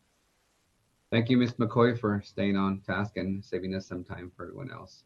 The next person is Gabe. You have the floor now. Gabe, you have the floor for a minute. Good morning, council members. My name is Gabriel Lozano. I am the project manager for Sepsida, and I am for parks. I just wanted to explain some numbers of our park project, the city agreement that we have with the city of Fresno. We planted over 120 trees with 6 species with a permanent irrigation system. Some of the things over a 40-year period that will help, we're over 164 metric tons of CO2 will be sequestered. 644,000 pounds of rainfall will be gallons will be accumulated. Through that time, it'll provide a safe access for kids to the schools. There's 4 schools within the area. One of the things that would happen is if the state of California looked at a lot of pollution. They go through the DMV to get pollution out of the air, you pay for it and so forth. The other thing they saw was planting trees. And what trees does is it takes out carbon out of the air. That's kind of what we're asking for. We're asking for we planted 100 trees and you can benefit of it. There's a lot of asthma. 1% of kids in the area have asthma and a lot of ER visits the discrepancy between North and South Fresno Parks, it's a 3.5 ton. Okay, yeah, I'm for parks, and I am for if you guys could support us in our application for Prop 68 in helping us, and I thank you for everything you guys do and supporting in parks and what you do. And I also like that you guys are getting along and doing the right thing for everything. For Fresno to be optimal, we all must work together. Thank you and have a great day. You too. Next person is Pedro Hernandez. Pedro, you have the floor for a minute. Hello, can you hear me? Yes. Okay. Good morning, City Council. Yeah, I wanted to add on to a couple of comments, but first really wanted to agree with a lot of the folks, a lot of points people were saying as well too, as far as the discrepancy between North and Southwest Fresno. And, I don't think that point needs to be repeated, since I think it is very well established. I do think there are a couple of things that the city should be prioritizing for its park budget, in particular for, current parks and future parks that are going to be developed. I think climate resiliency and native plants are something that need to be prioritized. Not only are they water efficient, but they also provide co-benefits like habitat for the ecosystem, includes insects and birds and so on and so forth, that supports the city of Fresno as well. And so I can and should be investing in our park system, because like growing up, I did not live in the city of Fresno. I grew up in the countryside, and my park was walking in the middle of an almond orchard, and if anything we're learning right now during COVID is that anyone with a heartbeat is going crazy, staying indoors. And I think a lot of us as a society now are reevaluating like our connection to nature and the benefits that it does provide as far as mental health and the environment as well. So I encourage you all to drastically invest in parks as well too, because this is an issue that keeps being brought up time and time again. And I just don't want to kick this can down the road any further. So thank you. The next person is Kyle. You have a minute to address the council, please. Thank you much, City Council. Kyle Lopez Schmidt, Fresno resident, longtime Tower District advocate. Wanted to highlight, First Parks as an opportunity for crime prevention and alleviating different crime pressures that neighborhoods experience, as we are having these conversations about how do we secure our neighborhoods in different ways, and having public space as a key element of that is something that I think we should be investing in. The neighborhood that I grew up in the South Tower District, we had a community process and led application for state grant resources for Prop 68. Unfortunately, it was not successful this year on a site on Broadway and Elizabeth. Is a former police station. Would like authorization from the City Council to pursue that application again, or we can also look at this site as a low-cost way to get some public space of doing a minimal amount of lawn and public furniture and trash cans in order to be overflow dining for Tower District restaurants, with dozens of restaurants on both Olive and Belmont that could benefit from having this outdoor space in this time that we're doing social distancing and outdoor dining. So would really highlight that. Also want to express solidarity with Subsida and Building Healthy Communities, Every Neighborhood Partnership, and other organizations that have been working to increase our parking or our park space within the city of Fresno. All neighborhoods deserve quality, healthy parks, and we need to be working as public-private partnerships and nonprofit partnerships in order to achieve those results, and not just relying only on the city budget. Thank you very much. Next person is David. David, you have the floor for a minute. Hi, council members, Council President Arias, David Taub, reporter with GB Wire. Just hoping during your conversation that I'm hoping to learn and follow up on a story I wrote last week. When will the parking lots be reopened? Not done so already. I know I've talked to you and you have some of your reasons, but I'm hoping one of you can ask the administration, maybe get a timeline on that. Also, have there ever been considerations for those with disabilities and their possibly accessing parks when they cannot park in the parking lot. Thank you very much. Thank you, David, for continuing to ask about parking lots in our parks. We will get you an answer today, hopefully. Next person is Jessica. Jessica, you have the floor for a minute. Go ahead and address the council. Hello, council members. My name is Jessica Miguel, and I am a resident of District 3, but I also was born and raised in District 5 in Southeast Fresno. And I just want to reiterate everyone's comments that South of Fresno has really been neglected for the last couple of years. I think that just when you look at, when you do a walk through the community, you see that there is a needed access for trails. There's been an increase in the number of people that have started walking in these communities. And so trails are big. Parks, of course, have always been huge. And I'd also like to stress that we need to be doing more for our individuals with disabilities, intellectual disabilities and physical disabilities. Inspiration Park is wonderful, but what about programming for individuals with intellectual disabilities? Other cities at the same size or bigger than us do a lot more programming around these areas, and that would be something that is much needed in our community. Thank you. Thank you. Next person is Jose Luis. Jose Luis, you have a minute to address the council. You don't need to. Hello, my name is, can you guys hear me? Yes, go ahead. Okay. My name is Jose Luis Delgadillo. I am an educator for Fresno Unified. I've been teaching in Southeast Fresno for about 20 years, and I'm at Jackson Elementary now. And I also took over the Roosevelt Boys soccer program this year. And I just want to share the importance, in my opinion, of having healthy parks and healthy neighborhoods for our children, because I do see an effect directly in the classroom with kids do have the habits of exercising, and that transfers over to the classroom. So I would love for you to consider really opening healthy parks, especially the soccer complex in Southeast Fresno, where I myself, I'm a product of Fresno Unified, was able to leave the streets because I played soccer. I got a full ride over at Fresno Pacific, and now I became a teacher. And hopefully at one point I'm gonna go back to Roosevelt, but that saved my life because I was able to use parks like Mosqueda Center and stuff. Now there's more need for that with COVID and everything else. I really see the necessity for us to invest in that Southeast soccer complex that would be beneficial even for the region, not just for the city. And it also provide economic opportunities if built and planned correctly, can be something that the city can benefit greatly from. Thank you very much. Thank you. The next person is Sandra. Sandra, you have a minute to address the council. You may proceed. Okay.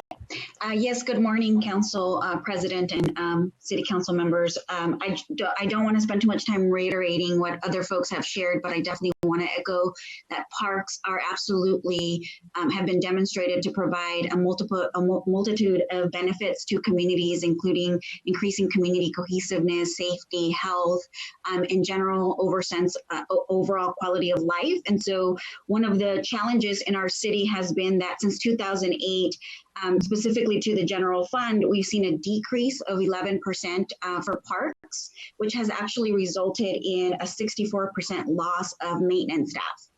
So when we look at the city's own assessment that 8 out of 10 parks are in complete disarray and considered in very poor quality or poor status and do not meet basic health and safety standards, we see that that's a result of the direct cuts to general spending for parks.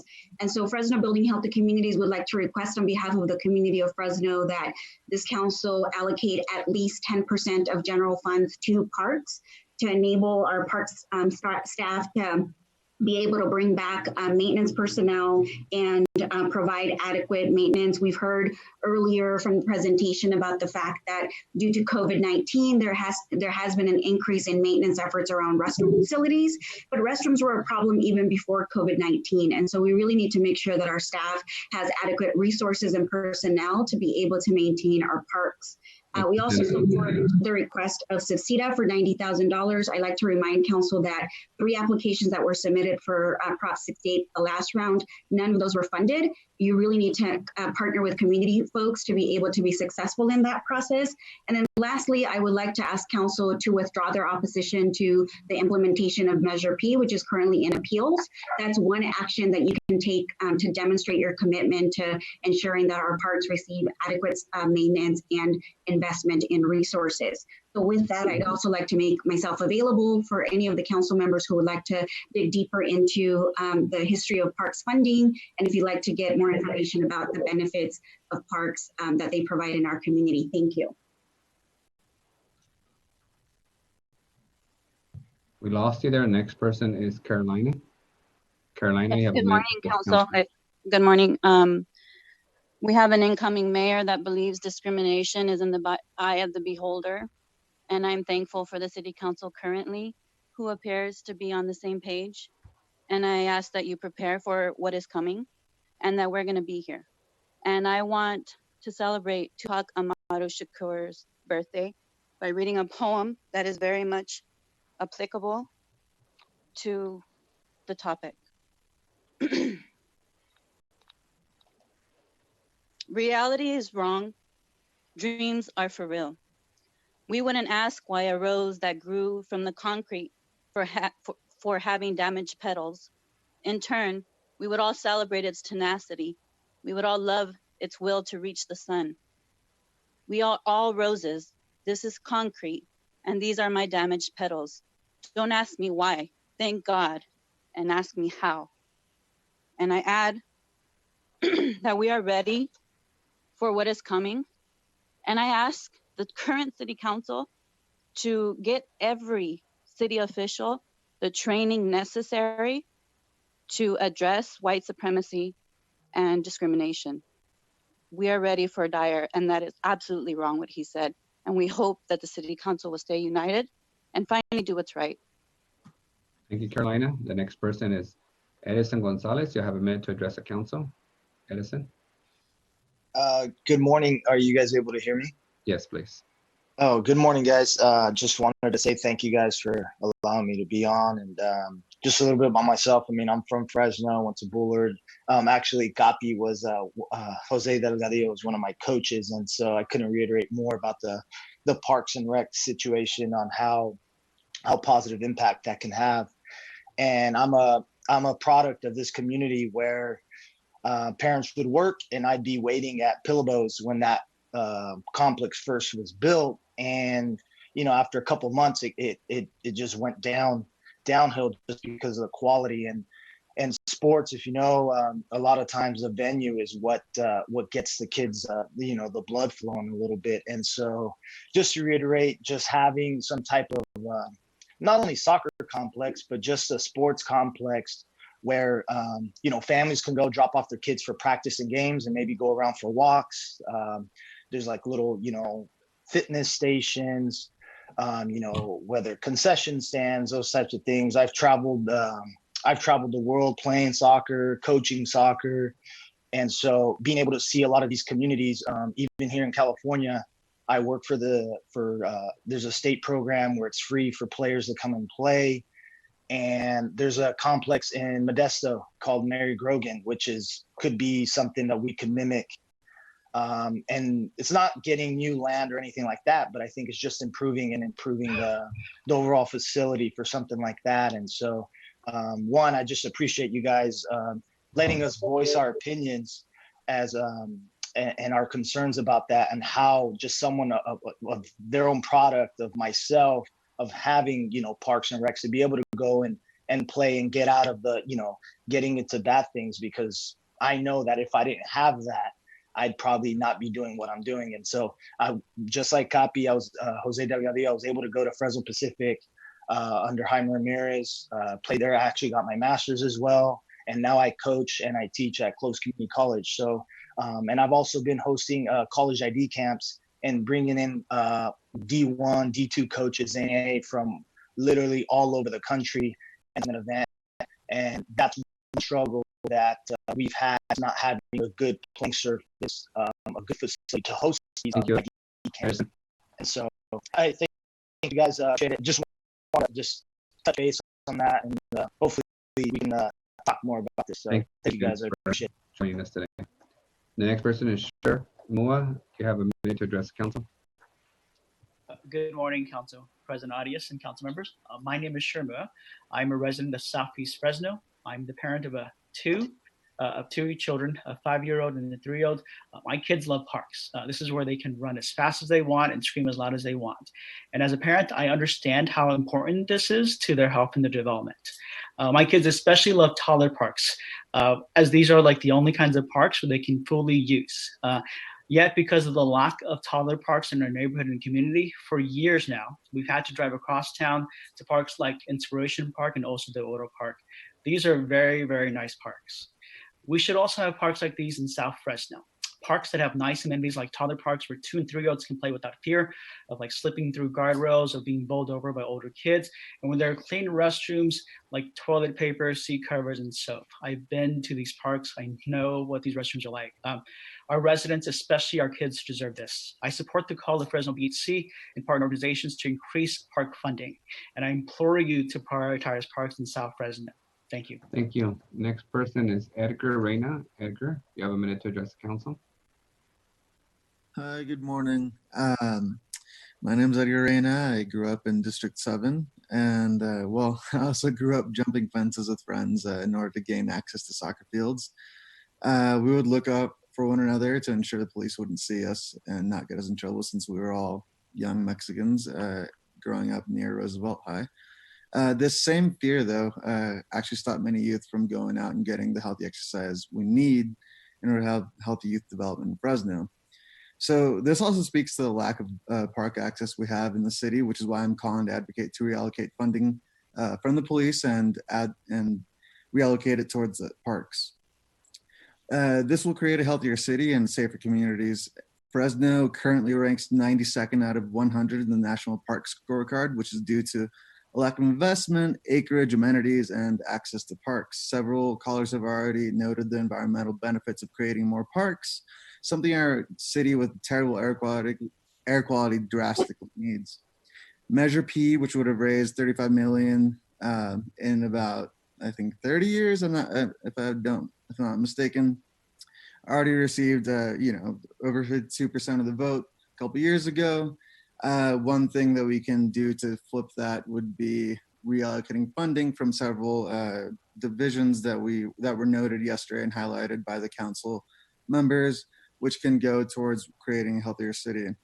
So a couple of steps you can take besides this is withdraw your opposition to Measure P and accepting the 49-acre proposal on Peach and Butler by allocating $90,000 to prepare a new proposal for a park in Southeast Fresno. I yield my time and thank you for listening. Next person is Pedro. Pedro, you have a minute to address council. Pedro? Hello, can y'all hear me? Yes. Yes. Good morning. Thank you for allowing me to speak again. And I just wanted to say as a person, my name is Pedro Navarro Cruz. I'm a community organizer with CNC Education Fund. And I am somebody that's been using the parks here in Fresno since I was 12 years old, so for the last 18 years.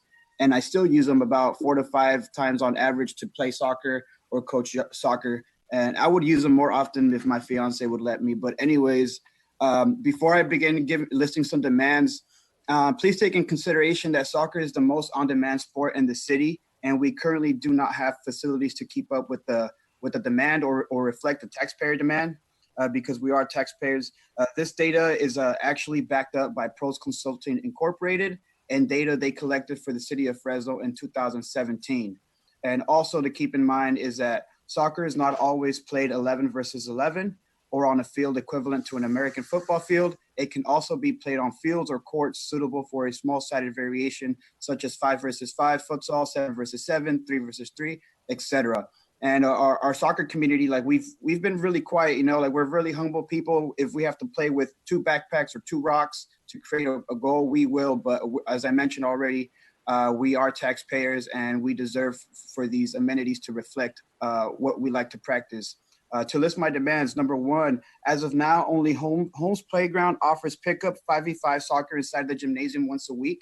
we demand that the rest of the gymnasiums within the Parks Department, Ted C. Wills, Romaine, Maxi Parks, offer a minimum of 2 hours per week to the sport of soccer. The soccer community is also impacted by the extreme heat, rain, and poor air quality of our area. As taxpayers, we should not be exempt from using these facilities. We do not want to take from other sports. Pedro, please complete your comments.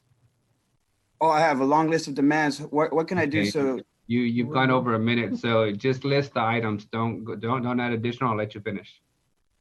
okay. So again, we need to. Second demand is we need to convert the 3 lowest used tennis and volleyball courts in the area into futsal courts.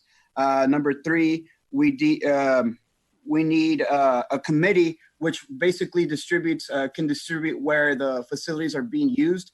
We have a large amount of youth and adult leagues that literally fight for these fields, and it's not being distributed in a fair way. And that committee can also give information or share when these fields should be rested. And then we also demand that the court at Cary Park, which is an abandoned inline hockey court, be converted into a futsal court, and also demand that the Parks Department reflect a lot what has been done at Holmes Playground in regards to their staff and the way that the staff carries themselves and the programming that they provide.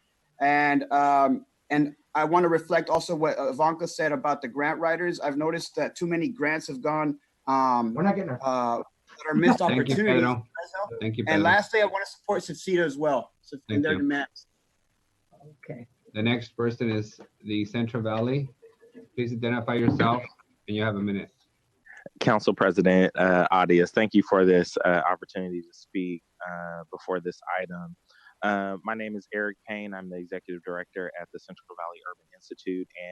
And one, I would like to thank the Mayor's Office and City Manager Kwan for the work that they've diligently done to support our parks. But I would also ask that those council members who have been strongly supportive of our parks to continue to lift up the idea that we need to make greater investments in our parks, specifically, as many people on this call have identified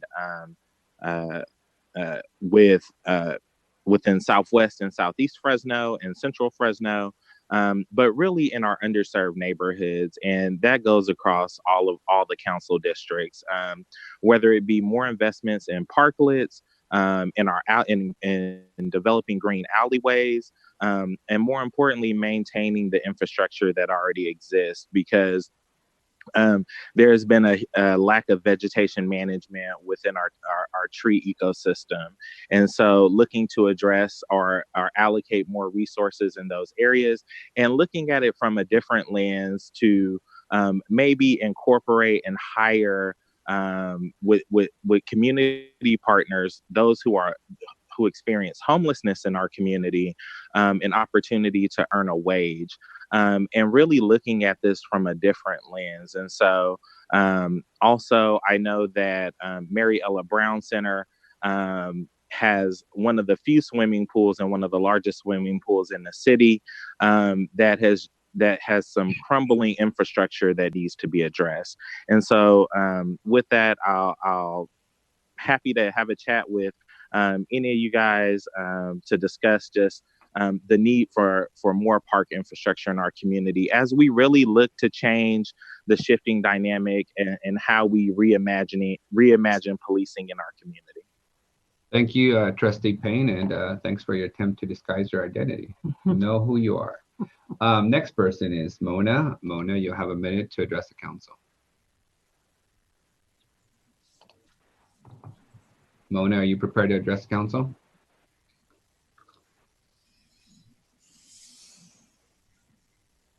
Hello, can you hear me? Yes. Okay, sorry about that. I'm Mona Nyanduro Cummings, and I serve as CEO of Tree Fresno. I want to take the opportunity first to thank the City of Fresno, including Parks and Public Works, for doing their best to support Tree Fresno's goals of expanding the urban tree canopy across Fresno. Annually, we plant about 2,500 to 3,000 trees, which includes in many of Fresno's neediest parks and neighborhoods. We do this primarily to improve air quality in the valley and also to improve quality of life for residents in more disadvantaged neighborhoods. Many who suffer from negative health conditions, as we all know, such as asthma, they actually say that 1 in 4 children suffer from asthma here in the valley. I'm making this comment to express the need for ongoing support for our trees and green spaces, even during times of stress like COVID-19. In fact, while our parks are closed, while the restrooms may be clean, there is a massive loss of trees taking place. So as we move forward with funding priorities, I ask that we find the adequate funding to support irrigation and ongoing care and maintenance and protection required to help our big canopy trees grow into maturity. Thank you. Thank you, Mona. Next person is Sarah Parks. Sarah, you have the floor. Good morning. Thanks for the opportunity to speak. My name is Sarah Parks, and I'm the Development Director for the San Joaquin River Parkway and Conservation Trust, also a resident of District 6. Over the last couple of months, as our community has navigated the COVID-19 pandemic, our organization has actually seen more people than ever getting out on the parkway to connect with the natural world of the river as a way to deal with the crisis and support their mental and physical health. I personally collected hundreds of signatures to put Measure P on the ballot and canvassed door to door during the campaign and spoke to many people about what that measure would have done for our community. And I can tell you from this experience that our community supports taking care of our parks and making them safe and healthy. So I just want to encourage you today to elevate parks and providing access to the San Joaquin River as critical community resources and allocate revenue accordingly to make Fresno a better place to live. Thank you. Thank you, Sarah. Next person is Jaime Ramirez. You have a minute to address the council. Council, can you hear me? Yes, proceed. Yes. Yeah, again, I'm Jaime Ramirez, men's soccer coach at Fresno Pacific University and kinesiology professor. And I'm here to reiterate the support of some of my colleagues in this Southeast Fresno area of the building of the park in the 49 acres in supports of SEDA. And also just to remind everyone that is listening that this is about people. And as we've been involved in Southeast Fresno for the better part of 3 decades, actually 4 decades since the mid 90s, in youth soccer in this community, and providing a vehicle for many of the residents, not just of Southeast Fresno, the youth of Southeast Fresno, but all over the Central Valley, to attend Fresno Pacific University, earn an education, and then return to their communities and become contributors to their community, particularly in the area of education and soccer. You know, we're just thankful for the opportunity we've been given to do that. And again, to reiterate my support for this particular project in the hopes that the quality of the project will be such that we would be at a par with some of the other parks that have been built in Northern California and some parts of North Central California as well. I know a minute is not enough, and you guys have been very gracious to give us this time, and I hope at some point we'll be able to provide an actual full presentation of the impact that soccer and a complex would have in this community in the Central Valley. Thank you for your time. Thank you, Jaime. And as always, you guys are free to provide the council a presentation via email. Next person is Matthew. Matthew, you have the floor for a minute. Thank you, council member. And I just want to briefly thank council member Luis Chavez, Soria, and Esparza, and more for making a motion to support bringing slow streets to Fresno this morning during the Public Works hearing. It's exactly in these neighborhoods in Fresno where parks are not a common amenity that I want slow streets to be brought to. And while I think slow streets are a great project that other cities have been doing to help people to get out, bike, and exercise while social distancing, it's not a proper substitute for a large area of grass where people can play soccer, baseball, and more. And which is why I want to voice my own support for more parks funding in these neighborhoods. This is coming from a North Fresno resident who has about like 3 parks I can go to within a mile of me in my own neighborhood. And that's not even counting the river, just a mile away. And so generally speaking, yes, more parks funding would be great. I cede my time. Thank you. Next person is Brandy. Brandy, you'll have a minute to address the council. Proceed.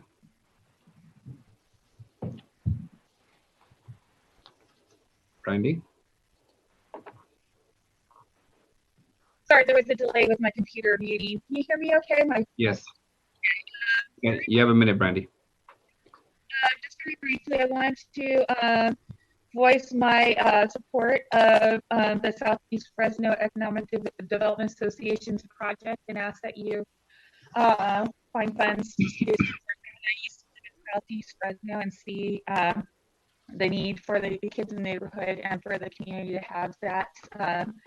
I also I agree and ask for the stand with those regarding Measure P, and ask also that you guys look into what they're looking for Southeast and what other people are asking for South Fresno. I spent I worked previously worked in a school on Jensen and MLK, and realize the need that the kids in that neighborhood need for a sports complex, for soccer fields, for good playgrounds.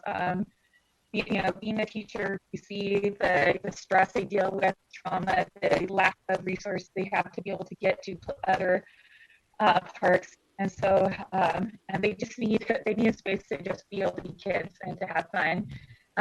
Brandy. Thank you.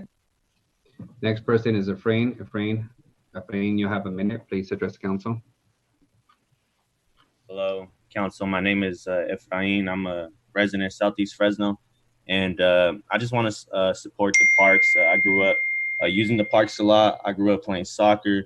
Growing up in Southeast Fresno, though, there was a lot of disparity. I played a lot at Pillabus, and at Pillabus, it's a decent-sized park, but it's not maintenance. There's a lot of dirt, people playing 100-degree weather, and it's just really unsafe with the potholes and all the dirt all around the parks. So I encourage the city to look at that. And I remember when I was growing up, we used to love to play against teams in Clovis and North Fresno because they had the better parks. And that's a major disparity in terms of access. We got to make sure we prioritize parks in South Fresno. And I also want to uplift what Pedro said. A lot of our youth play soccer and basketball, so we can look at multi-purpose courts like the one at Holmes Playground. I love the system that Holmes Playground has. They have indoor soccer and indoor basketball. Thank you, Efrain.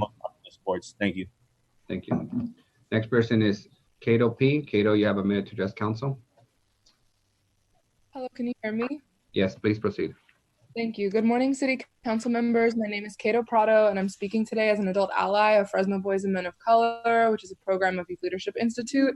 Our young people have dedicated themselves to advocating for equitable and safe green spaces for all people in Fresno, and many of them grew exponentially as leaders and stepped into their roles as community advocates throughout campaigns like Parks for All, calling for more and equitable investment in parks and green spaces in Fresno. For years, these young people of color have worked alongside residents and community-based orgs to call for more and better parks across Fresno, but especially in South Fresno. For years, they have highlighted disparities in parks in North and South Fresno, like that between Fig Garden Park in North Fresno and Hyde Park in Southwest Fresno. And yet these inequities remain. For some, parks are like a second home and a safe place for them to go after school or during the weekend. And just as importantly, parks and park programs in their neighborhood are free, meaning they are accessible to them and their families. We can't overstate how important these free opportunities for recreation and connection are, especially in Fresno, where there are neighborhoods of high concentrations of poverty and nearly 90% of students qualify for free or reduced lunch. Thank you, Cato. We are on to our last two speakers. The number 355, you have a minute to address the council. You've been unmuted. Good morning, council. My name is David Vasquez. I've grown up in Fresno, attended Easterby and Lane Elementary School. I went to Kings Canyon and Terrones Middle School and graduated from Sunnyside High School, and I'm an alum of Fresno State. I want to share a personal anecdote that I believe helped shape who I am today, thanks in part to the summer programs that were available at that time. I want to share and ask the City Council to bring forth summer programs for kids.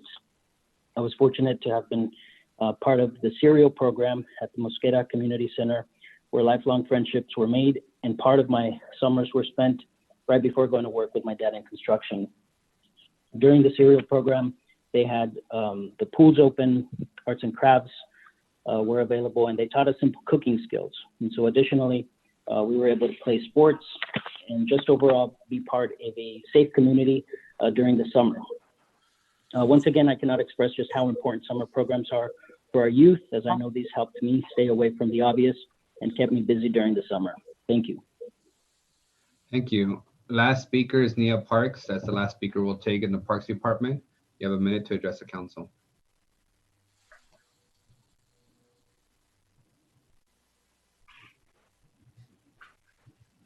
Hello, can you hear me? Yes, please proceed. Okay, great. So my name is Nia Parks, and I'm going to get right to the point. I actually work for a nonprofit, and we actually did a campaign for Fuso for the parks, which ended up being a really successful campaign, but due to the police and fire station going against it, it never got to go forth. So just like I was thinking, this is a terrible way to think that we as Fresno are representing ourselves, but like the police station taking the parks away from children is like taking candy away from a baby. And I don't think Fresno would like to be represented like that as far as who we are as when we want to give parks to our children. And speaking on the police, I would just like to mention from yesterday, because I didn't have an opportunity to talk about the police. Instead of the police department working for the community to ensure our safety, we the taxpayers are paying for their mistakes due to their lack of proper training. The police officers must be trained more anti-bias and de-escalating practices to prevent unlawful deaths resulting in excessive force. According to the UCLU of California, a report found that Fresno has spent $5 million on settlements and defending lawsuits related to the officers involved in shootings. Between 2001 and 2016, 80% of those shots in Fresno by police were Black and Latinos. This is an issue because these groups make up 52% of our population. Police need to do better and not target certain groups based on their skin color. In other words, racial profiling, heavy impact to our brown and Black communities. Thank you, Neil. Thank you. All right, council. Now we're going to return to the council for comments. I would ask the council that we're about 35 minutes before lunch, that I respectfully request that we minimize speeches and get to questions. Council President, I think we have motions so that we can budget before lunch and then get to the three other departments. Give me a second. Get to the other departments. So with that, let me recognize Councilmember Chavez. All right, thank you. Yeah, we'll see if we can get the brevity award today. Thank our Parks Department for all the work we've been doing in our districts.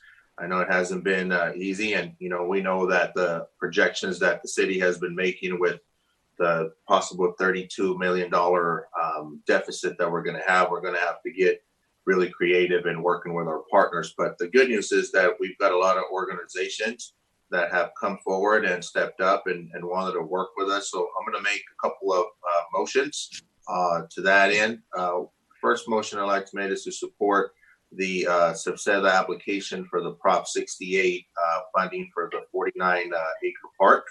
And I'm hoping to identify that from the UGM funds to help them secure that. And I know that Jim, you have been working with the organization for quite a while. So I think this complements a lot of the work that we've been doing. So I'm going to put that in the hopper. I will second that. And then Councilmember Chavez, can you clarify your motion for the clerks? Yeah, the motion was to identify the $90,000 to help subseda apply for the Prop 68 funds through state for the 49 acre park. Can I clarify just so the motion is to identify $90,000 in funds to support the environmental analysis and application for a Prop 68 grant, so that subseda can apply for that grant through Prop 68. Is that correct? That's correct. Okay. And I would recommend that the management of that environmental analysis be done by the city, since we have the expertise in that. Sure. I think we're all trying to get to that application being submitted. Then the second motion that we have is, we've got a lot of great partnerships in our communities. I have one with Reading and Beyond. As many of you know, they run the Mosqueda Community Center. They do a lot of programs and services. So I want to make a motion to give staff direction to extend those agreements with our nonprofit partners over at Mosqueda. I know that Ella Brown Center, the Fresno Resource Center, and we're going to have to get really creative as to what those look like. Also including, we know that Granite Park has the green space that they run for us. And then on top of that, also, I want to put on the administration's radar the fact that we are now going to move the Southeast Police Station out from the facility on Cedar and Butler and into the new facility over by Fancher Creek. And I want to also extend that same opportunity for CBOs and nonprofits to perhaps be a tenant there. Maybe partnering with Boys and Girls Club and extending that partnership. They're right next door. They have some green space in the back, but I know that they've struggled with some space with regards on that. So that's my second. Second motion for Councilmember Chavez. And then Councilmember, I would ask before you go to the next motion, if you can just shoot the city clerk an email with your motion so that we're clear. Yeah, we'll do that. And then the last motion along the lines of those partnerships. Right now, the Calawa Pool, Calawa Park District secured $180,000. That was done through Supervisor Quintero's office. And I know that they need some assistance with regards to their city fees that we're charging them to build a pool. So I want to put that, I think it's $3,000 to $3,700. I want to put that in the hopper too. So I'd like to make a motion to help them with that cost. Second. All right. Councilmember has three motions. They've all been seconded, and he'll send the city clerk an email so we're clear on the motions. The next person is Councilwoman Soria, followed by Councilmember Bradfield. Thank you, Council President. So I have a series of questions. First, I want to thank TJ and her staff for the work that they've been able to do. And, it's unfortunate that COVID-19 has really impacted our Parks Department. I know, TJ, that you've been in the Parks Department since 2019 as interim, but this February you became the permanent Parks Director. And I just want to, for the purpose of the public, want to know kind of what is your vision for the Parks Department, given the fact that we have faced COVID-19 and you've seen, some of the impacts. What is the greater vision of our Parks Department and you as the leading director? Next, guys. The vision that I have has actually not altered much despite COVID, because I have hope and faith that we're going to get past this and get back to the way that things are, just with some modifications. So for an overall perspective, the vision is that we have thriving parks throughout the entire city in all areas. And one of the most important elements to that, and to make that a reality, is to have staff present. Not just staff that are responsible for maintaining the restrooms, but staff that are there for customer service, staff that are greeting folks when they come to the park, interacting with them, a positive community interaction. And that's really one of the goals I have for our physical park spaces, in addition to ensuring that they are all maintained, safe, accessible for all. In our community recreation area, one of the visions that I have is each of those centers staffed with folks from the time that they're open till the time that they're closed. We currently, well, actually, I'm going to back up and not say currently, but pre-COVID, we had specific hours at some of the centers that were serving the seniors in the morning and then the youth in the afternoon. And I'd like to kind of shift and modify that model and be open to our community all the time, and then have specific programs that are there that engage families in the evening, that engage the senior population and youth during the day in the summer or off times when school's not in session. and work to also having those centers open during the weekends. And all of that has been prohibited in the past due to funding restrictions with staff and not being able to staff those. So these are very lofty aspirations, but that's, you asked for the vision, so I'm going to go all out with the vision. And then in terms of our regional parks, I'd like to see some expansion at Shinzen. I've worked with the folks there and have seen their vision. I think that really there is a lot of potential in that area. Being able to maximize regional sports complex and turn that into what somebody else envisioned prior to me in terms of a very thriving sports complex that is attracting folks from all over the region. Since this is the vision, I'll go ahead and tell you, it would be wonderful to have a cool aquatic center out there at the regional sports complex. I think that's a great location to have an aquatics complex, and that would be a regional draw based on where it's located and the amount of acreage we have out there. We really could make something special. Awesome. And so obviously we've heard a tremendous amount of interest from the community with parks and just kind of the movement since the Parks Master Plan. And we've identified that there are great needs. In order for you to implement this great vision that you have in terms of thriving parks in all areas, and to have the appropriate staffing for our rec centers and the services and customer service that you envision that we should have, is that supported by our current budget, or what is the gap that is needed? It's not supported by the current budget, although we're making movement to where you have to chip away at things. So if I looked at the big vision and said I needed, $200 million to make this happen, and then didn't move forward because there wasn't the budget to support that, because I understand that it's the global perspective with the entire city, and you just have to chip away at it. So we were and still are on a path to start staffing the community centers from open to close. It was going to be a phased in process. We are working, and we're working towards staffing our parks. We are starting slowly. We have 82 different parks, and you just have to do it incrementally and just build the capacity and shift where you can. I would be remiss not to mention that it is identified in our Parks Master Plan. There's 112 million in deferred maintenance. So obviously that's the largest gap, because if we can get in there and fix the items that need to be fixed and have already been identified, that gets us in a good spot where things are being repaired and they're in safe, accessible condition.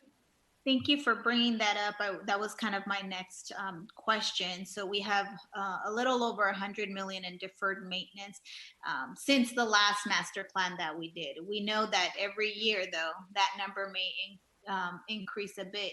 Where is that really today, and has that been impacted by the last few months where our parks haven't been open, where maybe there's been a reduction of the work that some of our park staff and maintenance stuff has done? So where is that today? Yes, we have had to push pause on a lot of projects just to reshift over the last couple of months. And the spring is actually an opportune time for us to go in and take care of a lot of the items on that list. And I'd be glad to give you an update via a tray memo or a report on where we are with all of the projects. I don't have that ready in front of me. Okay. And then can you speak to any revenue loss given the time frame of COVID and because of the parks being closed? Let me check one moment. I don't have a dollar figure. I can get that to you as well, but it would be normally everything that we would collect in the spring. We've lost all of that revenue through refunds, everything from special events, the aquatics season, the gate fees. So all of our sources of revenue. It'd be great to figure out what that was, or what that is, excuse me. And would those dollars be reimbursable by COVID, given the fact that we were forced to permanently close the parks during this time? And are they? As I understand it, replacing revenue is not covered. However, the staff that we would normally have in other programs, we've shifted to COVID related. So that has allowed us to shift our expenses, and they're just working specifically on COVID items, things that wouldn't happen if it weren't for COVID. For example, the additional cleaning of each restroom, helping sanitize patrol cars and buses. Yeah, we want to be careful about claiming revenue replacement, but reassignment of employees is an acceptable use. And parks is probably one of the most impacted. And we anticipate quite a few or quite a bit of CARES reimbursements. What's that amount that we anticipate through the end of the year? Yeah. Yes, it's like 780,000 in staff. And that is because currently the way the structure is working is any of our employees that have worked in parks throughout the year, and we would perhaps have them on a seasonal layoff because they were a lifeguard in 2019. We're using those lists to recall people back to help in other departments, for example, cleaning the buses and sanitizing the patrol cars. And all of those costs are going through parks still, with the anticipation that that will get reimbursed through COVID. Okay. Have we identified opportunities to upgrade our existing parks facilities to prevent kind of COVID spread and allow for social distancing? I'm most interested in some of our, community centers. I have the park that is ranked #1 in the greatest needs per the Parks Master Plan, which is Quigley, and its community center is pretty small. One of the things that I'm interested in seeing, and I know that was included as part of the COVID-19 federal relief potential dollars, was investment in food in our community. We know that many of our kids during this summer will continue to be at home. Many of them rely on the parks programming and getting fed with the snack program and lunch or food programs that we have. So have we identified those centers where we can use these dollars to be able to expand on the footprint to, again, allow for social distancing and to allow us to feed our community in the different areas? We have looked through and are still in the progress of identifying all the needs, and that's everything from the touchless water faucets to the automatic doors, everything that's recommended in all of the state guidance that you should be looking at in order to safely open up a facility. In terms of the meals for the children, that's typically done in conjunction with EOC. And I will have to double check to see where we are on that process in terms, because they are the ones that provide the meals and then we deliver them. It's the kind of the same model with FMAAA and the senior meals. FMAAA is the provider of the meals, and then our staff delivers them in the congregate setting with the activity. And all of those agreements have been severed is too strong a word, but we received notification that they were no longer needing our services because of COVID-19 and the lack of ability to operate in that congregate setting. So I do predict over the next few weeks, we're going to be working with those groups to find out how we can do things in a non-congregate setting and still achieve the goal. Yeah, and that's what rather than me make a motion, I'd really want to encourage you guys to move forward much more expeditious on that. I know that there's a lot of food insecurity happening in our community beyond what we were already providing.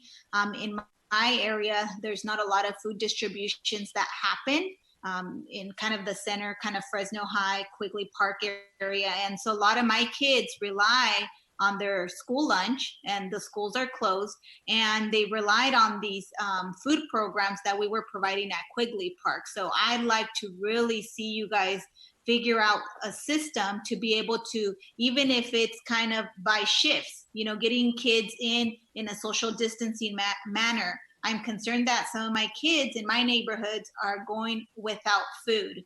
And so that's why it was one of my recommendations to the administration that through the COVID-19 federal relief dollars, would allocate additional dollars for food, and to also look at potential opportunities in like the Quigley area to do a food distribution. That whole area isn't getting much relief when it comes to food distribution. I know a lot is happening kind of in the Southwest area, some in Southeast, but there's really a gap in that central part of my district where I would like the Parks Department to step up during this COVID time to help and reassign maybe some of the park staff to do some of that work.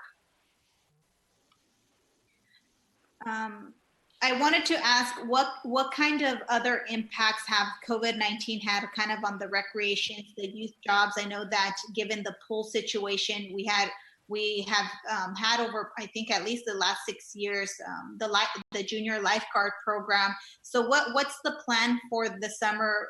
Are we gonna see an impact in those lack of job opportunities for our young people? Can you speak to that? I can. I do not see that we're going to have a lack of job opportunities, even for the younger folks that want to have experience.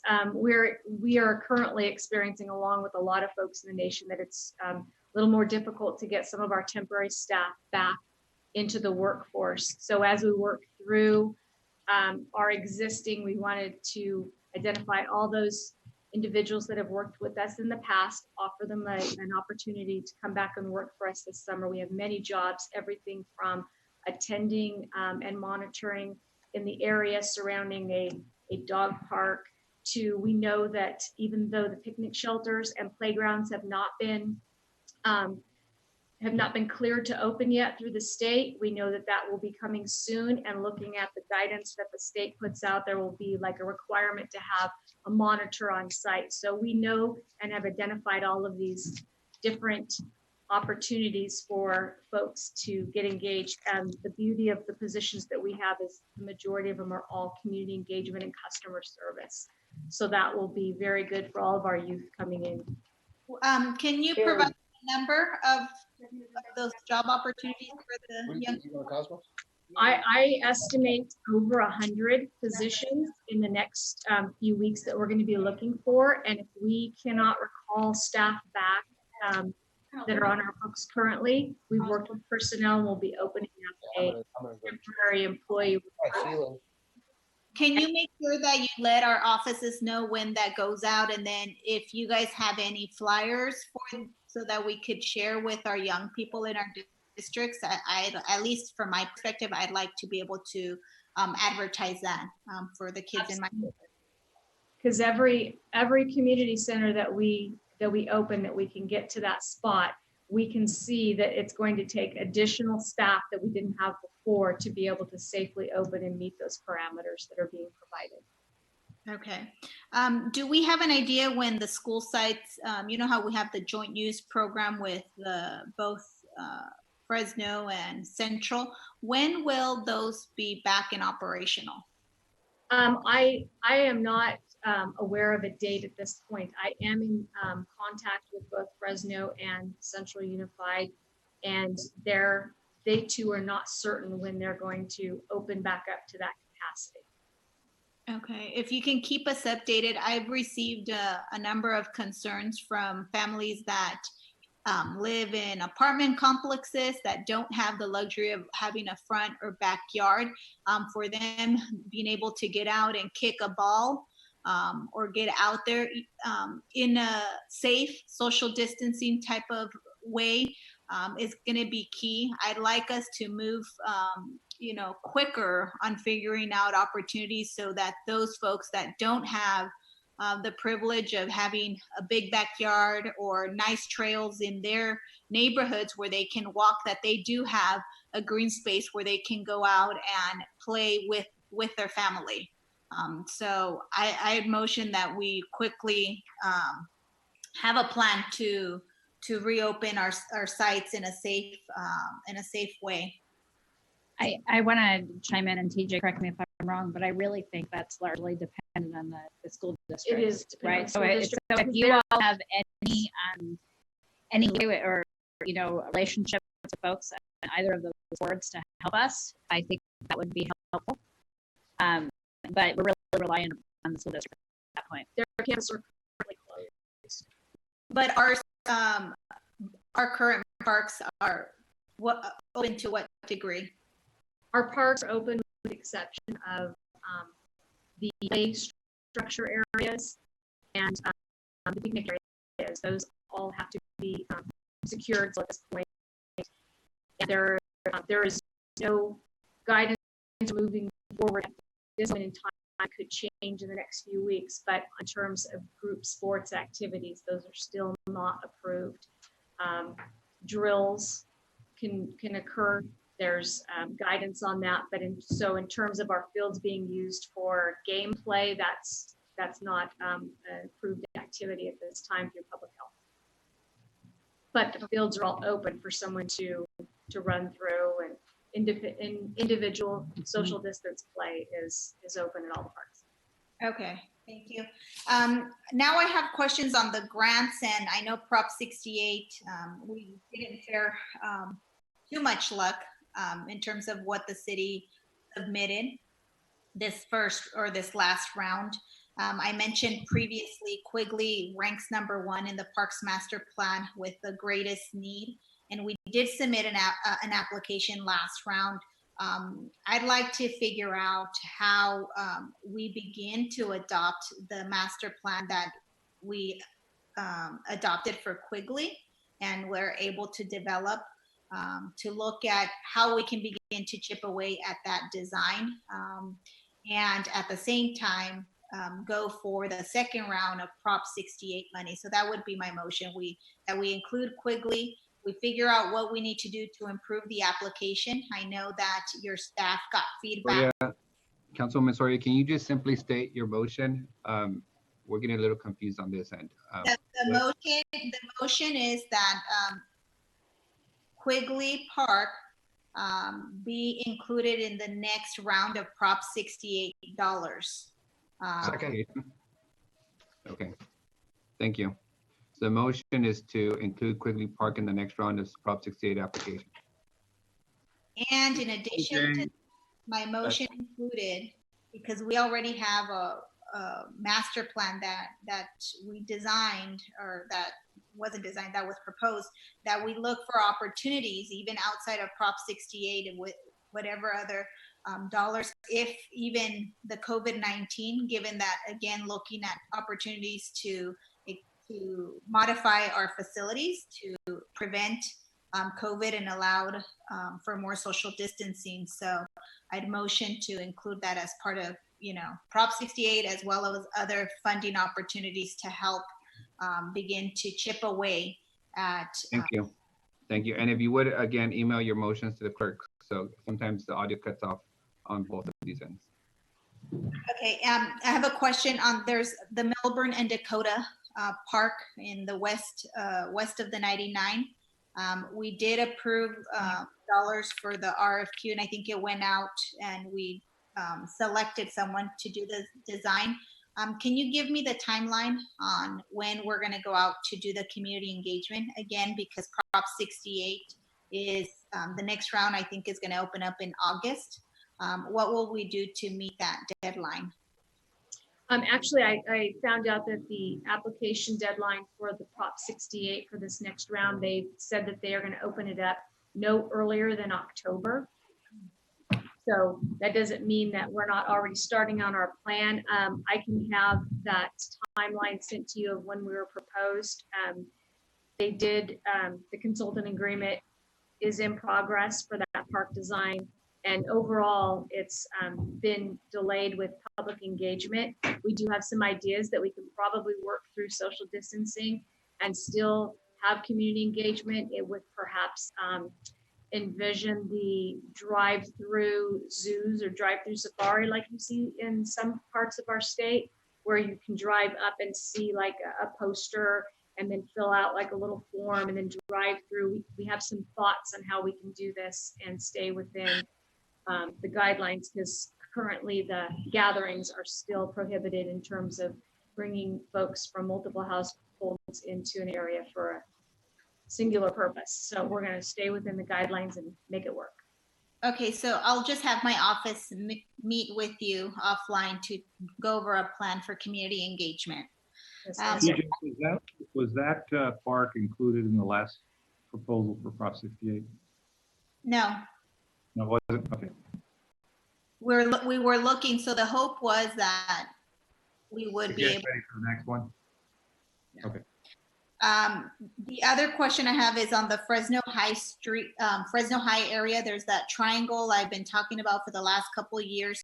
I had motioned in this last budget, in the previous budget, that UGN dollars, which were $90,000, and then the one-time $100,000 that each council district got to analyze whether that was enough, the $190,000 for the street vacation, and to look at redesigning that area just as a, not even a pocket park, but just kind of a small park area for that neighborhood.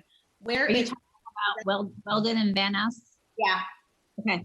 Okay. Where is that in the queue, or is that even on anyone's radar? And maybe also Public Works will have to help us with the vacation of the street. Yeah, I recall that discussion, but we're gonna have to get back to you. Yeah, we'll get back to you. Okay. But we'll put that information in a tray memo. Thank you. And then I was going to ask on the South Tower Park, but I'll leave that to Council Member Arias. I know it's in his district, but I've been supportive of figuring out what we can do to bring more green space to that central part of the city that doesn't have any park space. So I'll leave that for him. I think those are all the last thing that I wanted to bring up. So in the last budget, we included $100,000, which part of it has already been used for summer internship or just youth internships. And we were matched with $200,000 by the Workforce Investment Board. And in addition to that, we got a grant from PG&E. So there has been really no department and no one in the city of Fresno that has kind of taken those resources and really created the youth internship jobs program that this council had envisioned.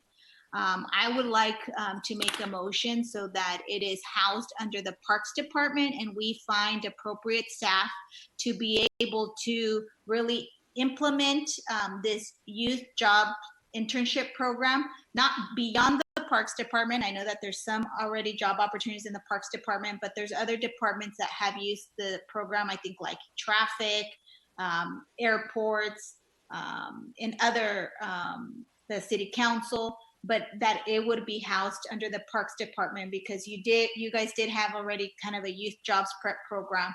So I would like this program to really be implemented and you find the appropriate staff to be able to staff it and get the dollars moving. We've spent some, but we need to start drawing down those dollars from the Fresno Workforce Investment Board and the PG&E dollars that were given to us this past year. So that would be my motion. Soria, you included a lot in your verbiage. I'll ask you again to just very clearly articulate your motion without the rationale for it. And I will second that motion once it's articulated.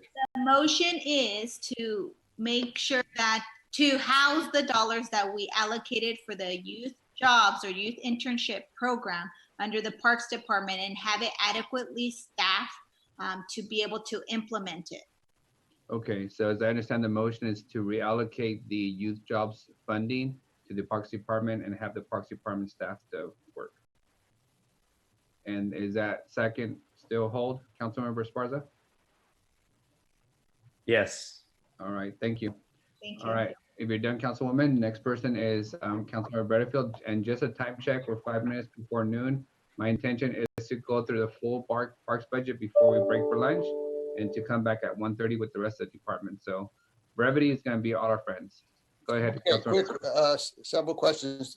The Trust for Public Land, I spoke to you in March about that. That was information that was given to them in terms of ranking us for park space, which many people talked about the lack of park space because of how we were ranked.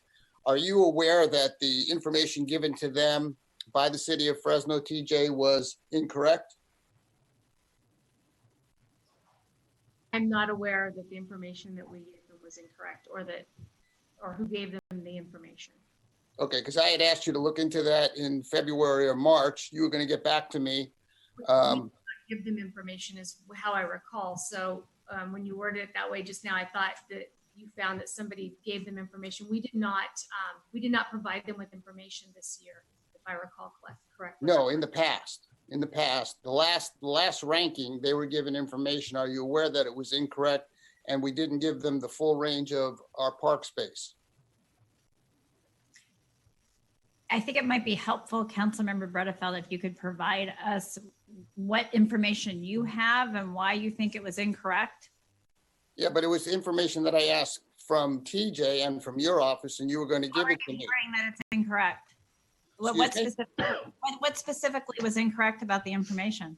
The amount of acreage that was given to Trust for Public Land in terms of our park space was inaccurate. How so? Did we not include certain parks? Well, part of that was TJ was going to look into that and also find out who gave the information. And you don't have that information, but I've been waiting for it for months and months and months. Okay, well, those months and months and months have been COVID months and months and months. No, they were prior to COVID. They were prior to COVID, Wilma. But in TJ's defense, and she has played a critical role in keeping our employees and city safe. All right, but the bottom line is you don't have that information. Fine, we'll move on from that. But that information was given and it was incorrect, and I asked you to get that information so we have accurate information. Let me move on because we have brevity of time here. Let me ask you something. On the dog parks, they opened up on Monday. Is that correct? Correct, yesterday. I'm sorry? Yesterday, yes. Yes. So the rules, several of these rules seem nonsensical to me in the sense, one is do not allow dogs to interact with other dogs outside of your household. I'm not sure how you can do that in a dog park. You have in here, no extracurricular or social activity shall take place within the dog park. And facial covers are required within the dog park. Now, I assume that's for people. Why are we requiring facial masks outside when we're not? It's not part of the executive order. And the doctors have said that this virus doesn't really thrive out in the sun. Why are we requiring people to wear masks in the dog park? We're requiring those masks much like the zoo's opening in terms of if the capacity and you cannot maintain the 6-foot distance within the park. So if an individual's dog, which sometimes it's hard to control the behaviors of a dog, if they are in an area and you need to be within 6 feet of another individual, that's when they're required. The space on the sign is often limited. So we are not enforcing that. Everyone in the dog park does not have to have a facial covering on them. They should have one with them in case they get into a situation when they're within 6 feet of each other. But that's not clear. I understand that, but that's not clear. It says it's required within the dog park. And it says, do not allow dogs to interact with other dogs outside of your household. How do you prevent that? It's very difficult to prevent. I did work with, not only did our department look into other cities and how they were doing things, there were some cities that were requiring a specific path of travel and that the dogs had to stay within 6 feet of each other. That also is too difficult. We kind of landed in the middle. There's no actual guidance for dog parks.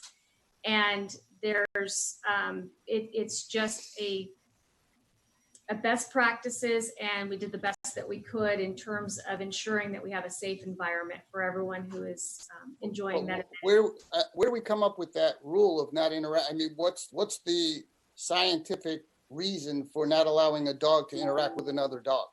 I am not a doctor or a scientist, but what I've been told by the doctor is that dog fur can be a vector. So you can have, if you have an individual in the household that is, has COVID-19 or is shedding the virus, they can shed that onto the dog's fur. That does not mean the dog is going to get COVID, but that the virus can be in their fur, and that can be transferred into the fur of another individual's dog. And then if you're touching your dog, you can catch it in that manner. Just the same way with cloth and clothing, cardboard boxes, they're vectors.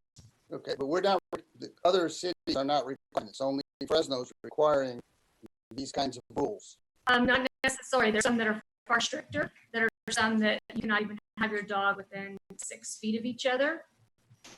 Some cities are trying to figure out how to keep dogs in like a certain path of travel. Some of our dog parks are not large enough to do that, and it just didn't seem to be proven. So, are we having people monitoring these dog parks? Because I'm told you have people at the dog parks monitoring people coming in, and you're only allowing 2 people with their dogs in each park. Is that accurate? I'm not aware of a limit of 2 people. We do have monitors at the dog parks, and the amount of folks that can go into a dog park is based on the space of the dog park. So I'm not aware of having any dog parks that are so small that only 2 would be in. But well, if you have a specific example, I would be more than happy to look into that. I was told out at Woodward Park, Dog Park, they were allowing 2 people in only. And I assume that's a large dog park, of course. And so I assume the others are the same.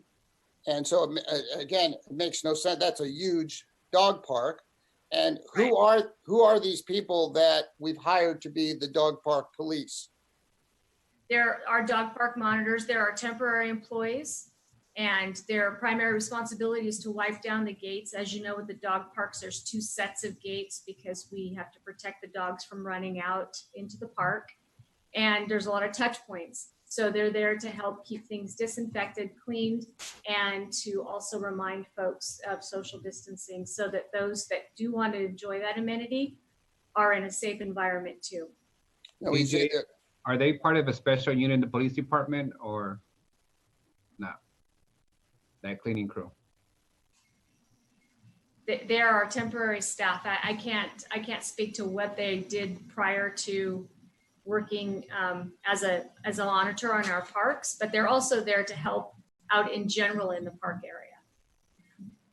All right. Do you think these people, their time would be better served fixing sprinklers throughout parks and working in parks department as opposed to being a dog park police? You don't think our citizens know to wash their hands? They haven't gotten that message to bring sanitizer, that we have to have people treat our citizens like children? You think that's important rather than them working in the parks, cleaning a bathroom so people can use those facilities or trimming a tree? It's more important that we treat our citizens like children like this.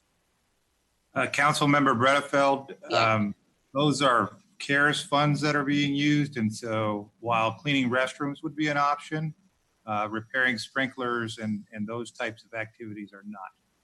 Okay, but it's a good use to make them dog park police. That's a good use for CARES money. They have dual roles. They're not there just to watch the dog park unless that dog park is continuously filled with activity and there's a concern for social distancing. Okay, so, but you don't know whether they're limiting 2 people, even though I've been told at 2 different parks, they're limiting 2 people per person. You as the head of parks don't know. This is the first I've heard that there's a limit of 2 people. Okay, so you're saying they're there not to limit people, but to wipe down touch points. They're there to wipe down touch points and to limit if the capacity exceeds a safe social distancing capacity. Okay, and is there any other thing they could be used for COVID dollars besides doing cleaning out the bathrooms and things of that sort, which we have a problem with? Any other responsibilities that they could be used? Yes, we are using those temps for, as an example, wiping down buses, cleaning out police cars. Those are the types of things it can be used for. And if we find additional items that are CARES eligible that we can put people to work on useful tasks, we will identify them and use the CARES dollars to do so. And Councilmember, also, for example, at Roding, where there's tennis courts, they're doing a dual purpose. They're monitoring the dog parks as well as the tennis courts, which is also part of the guidance. There was actual guidance COVID guidance offered on the state's website for tennis in terms of making certain that you're monitoring the courts. And I did, staff has provided me with something that may be helpful. There is a limit of 2 dogs per person. 2 dogs per person, but no limit of No people limit. going We in. don't even have a posted limit on the people.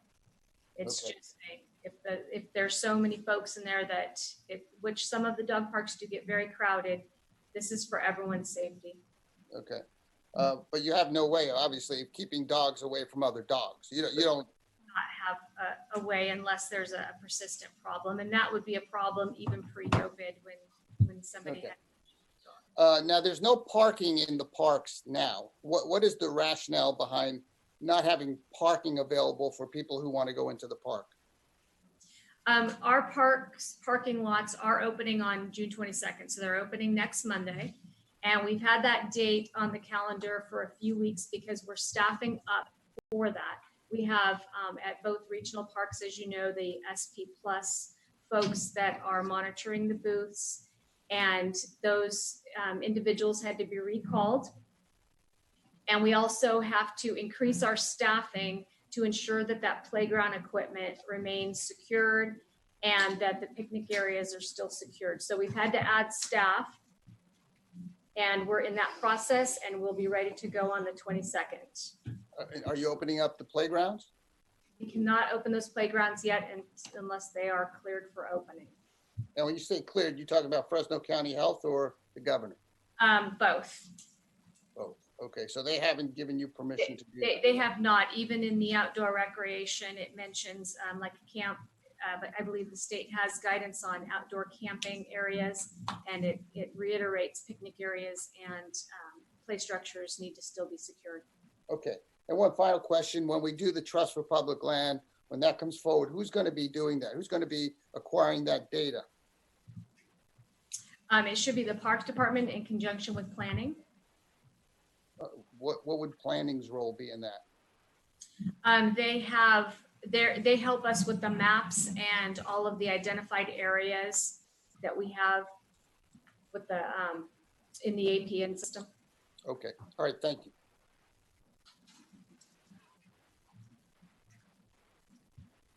Councilmember Carbasi, you have the floor. I'm sorry, Esparza. Councilmember Esparza. Hi, TJ. You have seniority, so I get it. TJ, I know Councilmember Soria touched on this a little bit. Since we were unsuccessful in our Prop 68 endeavor on this first round, what is kind of just the general plan for going in again? Because I know you had plans for a first round and a second round. So are we going back in with some of the same projects, or are we just moving on completely to the second round, or what happens now? It depends. If your top priority is still your first project in your district, we will go forward in the next round with that. Based on the information we received from the state and our recap, our projects were very competitive. It's just the competition was fierce. There were over 400 applications, as you read in that Trey memo, and less than 10% were selected. We did get some feedback in terms of the location of some of our parks projects. Were in our competition, let's put it this way, our competition had selected sites that had less accessibility to parks. So, but the state representative recognized that ours were very competitive because if you recall our scoring system, we ensured that we picked sites that would score well. So there's just a few things that we can probably brush up on and then get some robust community engagement despite COVID. And we'll be able to move forward with those projects. So we can slate that for sometime after October, whenever they release that. Okay, so I mean, I know here in the city and being concerned about our own neighborhoods, a lot of us forget, right, that the list is not long, but there is a short list of other cities and sites, right, that have even less park space, though we're pretty down there. So you feel confident saying that if we went back in with a very similar or identical application, It's not the projects that were the issue; it was just the level of competitiveness, and that we would fare okay going with the same projects. Yes, and it all has to do with the competition and the level. I think the things we would probably look at is making some modifications in knowing now what we know about COVID and social distancing and so forth. We can probably make some modifications that would be very appeasing to the committee. I would just like to say that the competition will probably be just as stiff. Basically, the last round put a very small dent into the need, so we will still be facing stiff competition. Okay, fair enough. All right, TJ, shifting gears, we throughout this crisis, especially the pandemic that we're in, and even a little bit before, we've had some issues getting help for constituents who wanted to get on the senior meals list, the program there. So I just kind of wanted to, for the record, if you could describe sort of what was the status, pre-COVID, what has happened since, and then where we see ourselves going. And I know there's confusion, right, about the program that we as a city were involved in, and then there was the state's senior meals program that was here during COVID specifically, but I think the county did not opt into that program. So I know there's some confusion, but just speaking with respect to our city program and how we're involved. So pre-COVID, we operated at 7 different sites, and FM AAA was our partner, and they would provide the meals, and our staff would combine programs, projects, and activities along with the meal delivery in a congregate setting. They would all enjoy their meal together, and they would have activities prior to, have their meal, and then be finished. And there was no limitation in terms of signups. An individual may have shown up on a day where there were no meals left, because there is like a sign up a day ahead of time if you're going to be there type of process. But to my knowledge, I haven't heard of anyone being excluded from that process at all. And it was free of charge for those that met the qualifications of age. There was no other questions asked. It's just your age. And I believe the donation, if you weren't of age, was like $4. But if you just showed up to a very busy site at 11 o'clock one day, there may not be a meal left, because they do pre-order and they order a few extra, but they don't anticipate a lot of drop-ins. Once COVID hit, FM AAA, along with us, everybody was told no more serving meals in that type of a setting. And we were going to be helping FM AAA deliver meals at our sites. That never even happened, because within 2 days, that whole process stopped as well, because we are dealing with a vulnerable population in terms of COVID. And so it was not even desirable to have that interaction in those settings. So FM AAA let us know that they would be moving to a delivery system. So we were out of the picture, so to say, and have been since March. And even if we wanted at this time to do a senior activity without meals, because we do not have any way to prepare a meal for a senior at our centers, we are not cleared for that activity. Even the senior facilities are not cleared to have activities within their facilities with their seniors yet. And I'm only aware of that based on my position in with this COVID situation and knowing how things are progressing. So I think there's start doing activities with seniors within their living facilities. When we start seeing that type of guidance, then we can probably start looking at how we can model our centers in a very safe manner. It's a very, very fragile project to be working through, but we'll be determined to get our seniors served in the way that we'd like. Okay, but I mean, so at least for the existing folks, there were the meals are still currently being delivered? The meals are still currently being delivered, to my knowledge, and that's through FM AAA, and also I believe the county does have a program through their social services. Okay. And then on our end, we're working on obviously right now we don't have a timeline as far as when we get back involved and when we're opening up the centers again. That's kind of up in the air. We're just watching the health indicators. Is that what I'm hearing? Exactly. And whenever we do have that indication, we'll be prepared because we recognize we're a very integral part of that process, and we take pride in that, and we want to be plugged in wherever we can help. Okay. Well, I'll be getting in touch with the administration and seeing, if there's opportunity. I have to go back and take a look at their CARES Act dollar spending plan, but maybe an opportunity to support the FMAAA and our city of Fresno senior citizens through financial support and expanding it potentially there. I am going to keep it short today. I did have one last question, an update just sort of on the timeline of the basketball mural project over at Martin Ray Park, and just sort of explaining some of the financials and the financial barriers with respect to getting the murals painted on the basketball courts at that park. I'll have staff give an update on that. Thank you.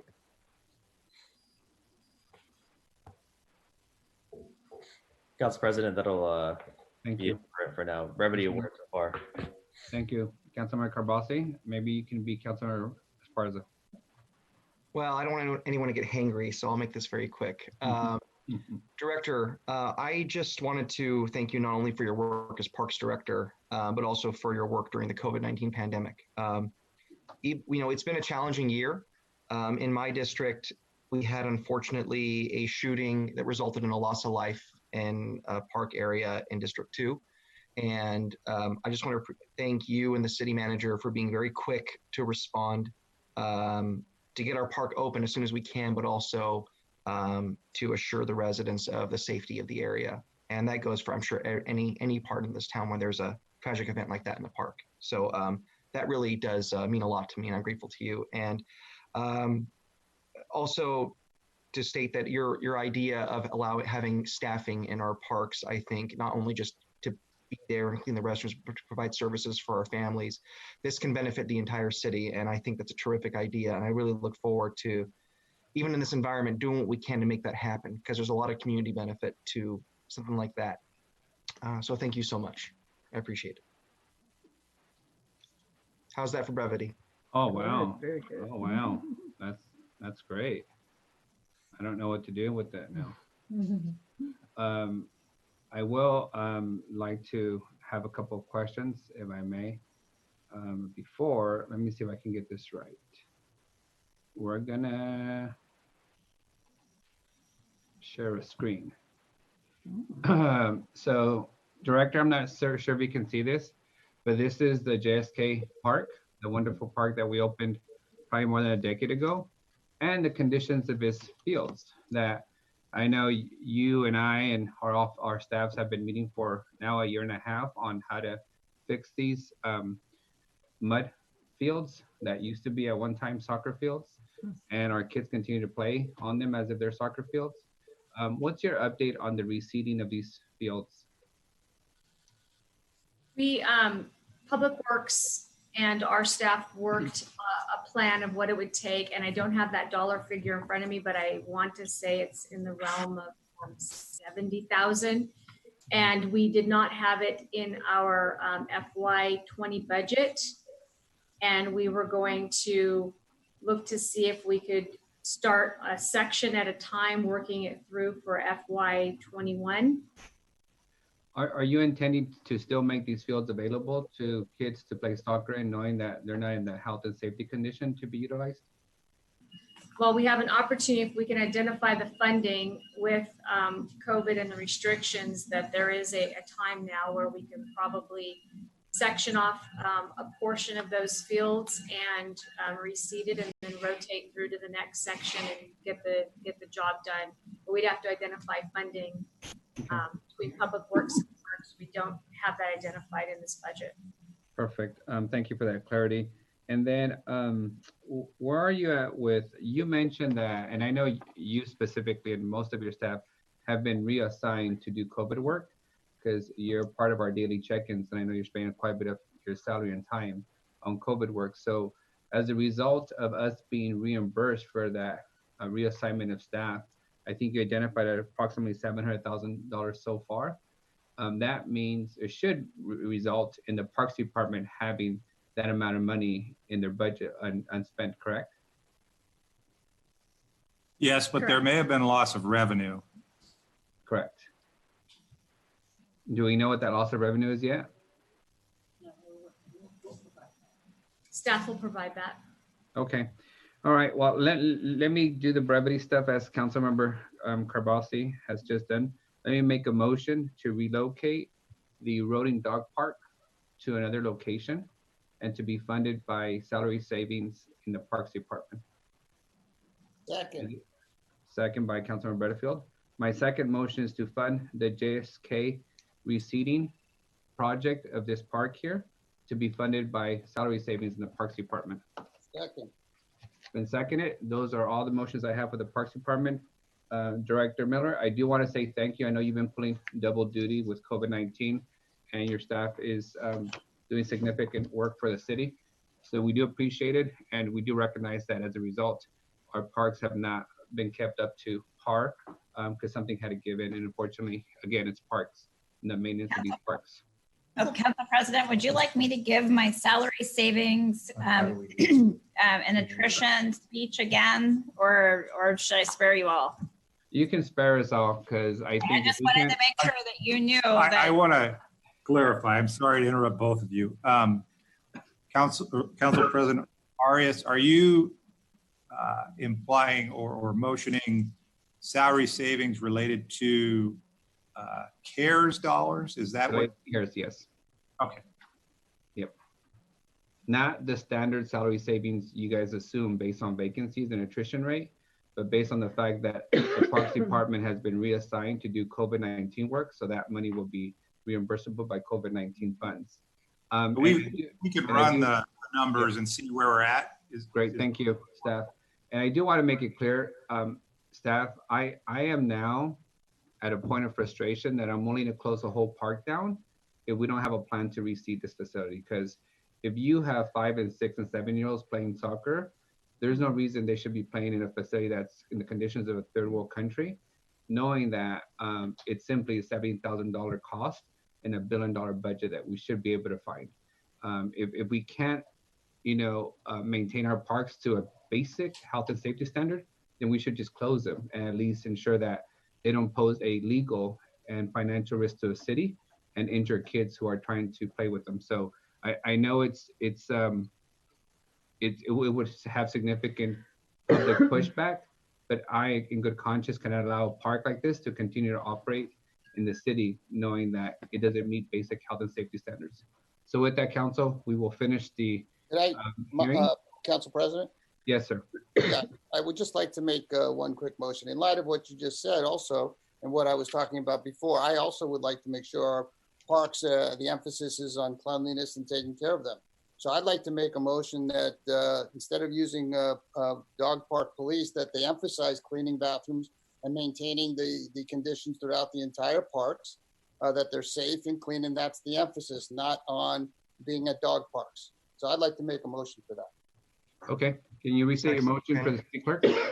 Yes, I would like that the staff that we've used, that TJ says she's hired on a part-time basis with COVID funds, they be used to ensure that parks are clean, the bathrooms are maintained throughout, rather than using them, ensuring park rules are followed at the dog parks.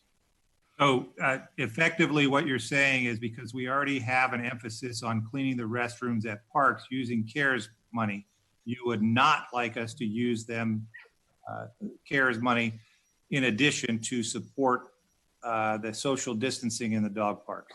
I do not want them, I don't want dog park police, Jim. I'm sorry. I think people are adults and they know how to wash their hands and take care of it.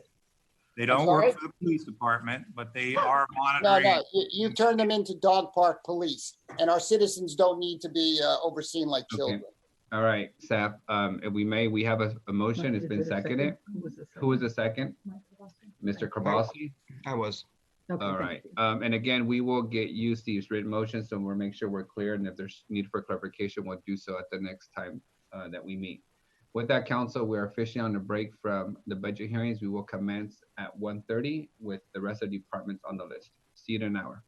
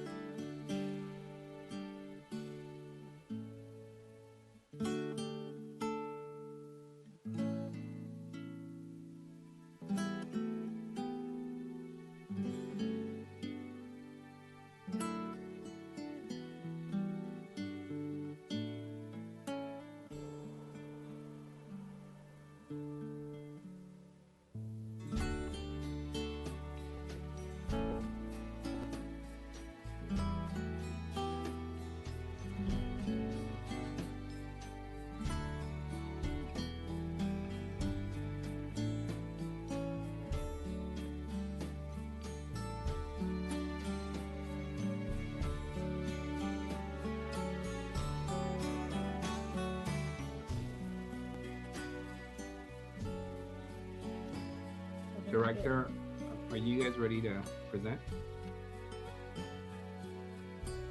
You must unmute yourself first. Okay, go ahead. Perfect. Yes, Council President. If the council is ready, I can start the general city purpose presentation. Let's give us a moment. We need one more council member to have a quorum. Sure.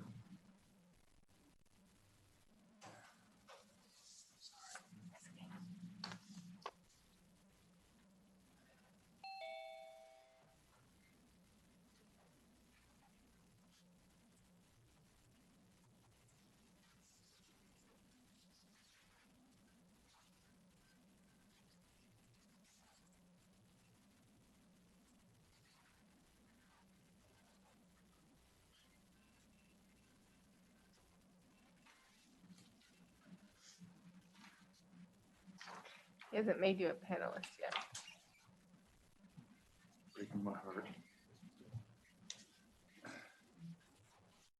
Are you asking for another person as panelist? Oh, Jim. Yes. Who would that be? Jim accidentally Me, closed I his closed Zoom out. myself out earlier. Oh, I got him in there. It's a user error. that would be correct. All right, council, we have a quorum, so we're going to go ahead and begin with our next budget item on the agenda, the general city purpose. Director Fierro, you have the floor. Or Assistant City Manager Jane. Thank you, Council President. Henry Fierro, Budget Manager. I'm going to walk you through the General City Purpose Department's overview and to just highlight some of the primary responsibilities for this department. One of its main requirements is it serves as the city's depository for our major taxes and fees that are associated with the general fund and that are not specific. Excuse me, Council President, I'm here. Yes, thank you, Council Vice President. We registered you. We hear you loud and clear. All right. Continue, Director. Thank you. Pardon the interruption. So the major taxes and fees that are related to the general fund are funneled into this department. And these, again, are taxes and fees that are not department specific. So examples of such these taxes and fees would include sales tax, property tax, business license, franchise fees. And also the department oversees what I call citywide expenditures or interdepartmental costs that in nature, again, not department specific, but yet are a requirement for the city to take care of. And again, examples, if you will, of such expenses would include like election costs, service agreements that would include the SPCA, Economic Development Corps, as well as lobbyist services, and also outside legal services. We do have also the retirement office that is part of this department. Its members and the city offers flexible and cost-effective participant-oriented benefits through prudent investments, management style and skills, along with superior member services. And then lastly, this department also houses appropriations to cover debt service payments that again are not department specific. So I'm going to move to the next slide, and then we're going to take a look at the operating general fund expenditure for this department. So you'll see that the 20 adopted was in total 11,711,900. The amended then is at 13,336,900. And this would correspond to the continuing resolution that has been submitted. Actuals are about 8.8 million. And the estimate where we believe the general fund will end the year is at about 10.5 million. So when you look at the estimate compared to the amended budget, we look to end the year about 2.8 million favorable to budget. Now, if I may, I'd like to explain what's driving that major variance of 2.8 million. And in the personnel line item, you'll see a variance of 742,500. Well, that's primarily driven that we built a budget that included appropriations of $750,000. And that was to make sure we covered phase 2 of a comp and class for bargaining units FCEA and FPEA. And this adjustment has taken place, and the actual costs follow the employee depending on the department and fund that they are part of. So the offset then is held in the general city purpose department. The next major variance was in the non-personnel category. And you'll see a variance of 2,024,400. And that is primarily driven from unspent appropriations. The key items is there was $1 million that was budgeted for the Darling relocation. There's 600,000 that relates to the Lingo project that is associated with the Blackstone and McKinley project. There's also another 250,000 that was added through the 14th Amendment carryover, and that's for the census outreach. And lastly, there was 200,000 that was originally built for land purchases. So that would account for the 2 million that you're seeing in the non-PERS. I'm going to move down now to another funding source within the general city purpose, and that's called special revenue funds. And in here, these funds are dedicated to certain either programs or grants. So they can only be spent on these specific activities. For example, you'll see that one is the Fresno Metropolitan Museum, which we're anticipating a little bit of savings. Just understand that whatever is not spent in these type of activities or funds, they will roll over the following year and then assist with those future expenditures as well. So another one is the Granite Park. We're looking to end the year at break even. We do also have a grant that's related to, if you will, it's a grant for allowing to provide, if you will, fencing within Fresno Unified for safety reasons around water management systems. And then also, we also have a public education and government access grant. It's a pass-through. We're receiving monies through our franchise fees. Our specific allotted amount per agreement then requires us to pass through so that it will fund, if you will, CMAX services.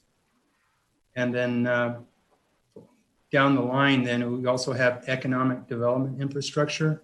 You'll see that for 500,000.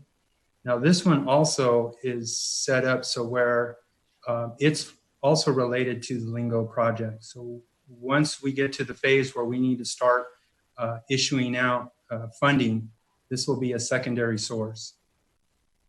And then lastly is our economic incentives. And that relates to our agreement with Amazon, Ulta, and Gap. At this time, we're only going to see rebates for Ulta. Amazon nor Gap has submitted requests for, if you will, the rebates. So that whole $759,400 is strictly for Ulta. And if I can move to the next page, which you'll see now is we have a section for internal service funds, specifically the retirement office. Here's where we house the personnel and the inter-service department costs. And overall, you'll see that it looks to end the year at just under $2,000. They have 17 positions, and that is all the positions that are housed in the general city purpose. No other aspect within the general city person, be it general fund or special revenue, do not hold positions, only within the retirement office. We also have a secondary service fund, and that relates to what we have as the employee termination payout. So as citywide employees that leave our entity, we then, as a city, are obligated to pay out the accrued balances that they have accumulated. And so this fund will provide the payouts to our employees that leave. You'll see there's a favorable variance. However, what will happen is we'll be able to roll that variance over to next year and then utilize that for future payouts.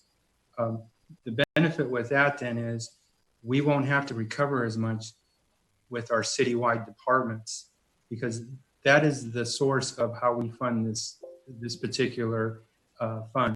We recover from departments, and then we then pay out. Now we can lower, ideally, our charges next year. They won't have to pay out as much. I'm going to move on to the next schedule, and it's in essence the last schedule, where what you'll see there is this department is also responsible in paying debt services for citywide obligations. They're not, again, department specific. So as you look down the list, you'll see, for example, there's the pension obligation bond, which runs about 16.2 million. There's the City Hall debt service, about 3.2 million. And then we have lease revenue bonds, for example, the Series 2004, which is about 2.7 million. And that encompasses debt service for various parking facilities. The next one down, the Series 2005, around 3 million. That's for the NNLB. And earlier today, I believe Councilmember Esparza had asked the question, when would that debt service run its course? And it will end in the fiscal year 2023. And then lastly is the B building, Granite Park, which is 1.1. So again, these are all debt services that the city is obligated to pay. So Council President, that concludes my overview of the department. and available to answer any questions you may have. Thank you. Is there any member of the public wishing to address this budget? Seeing none, we'll go to the council. Council, anybody wishing to address a budget? We'll start with Council Vice President Caprillo. Do you have any questions on general city service budget? No, I'll defer to the brevity of my colleagues. Great, thank you. Councilwoman Soria, you have the floor.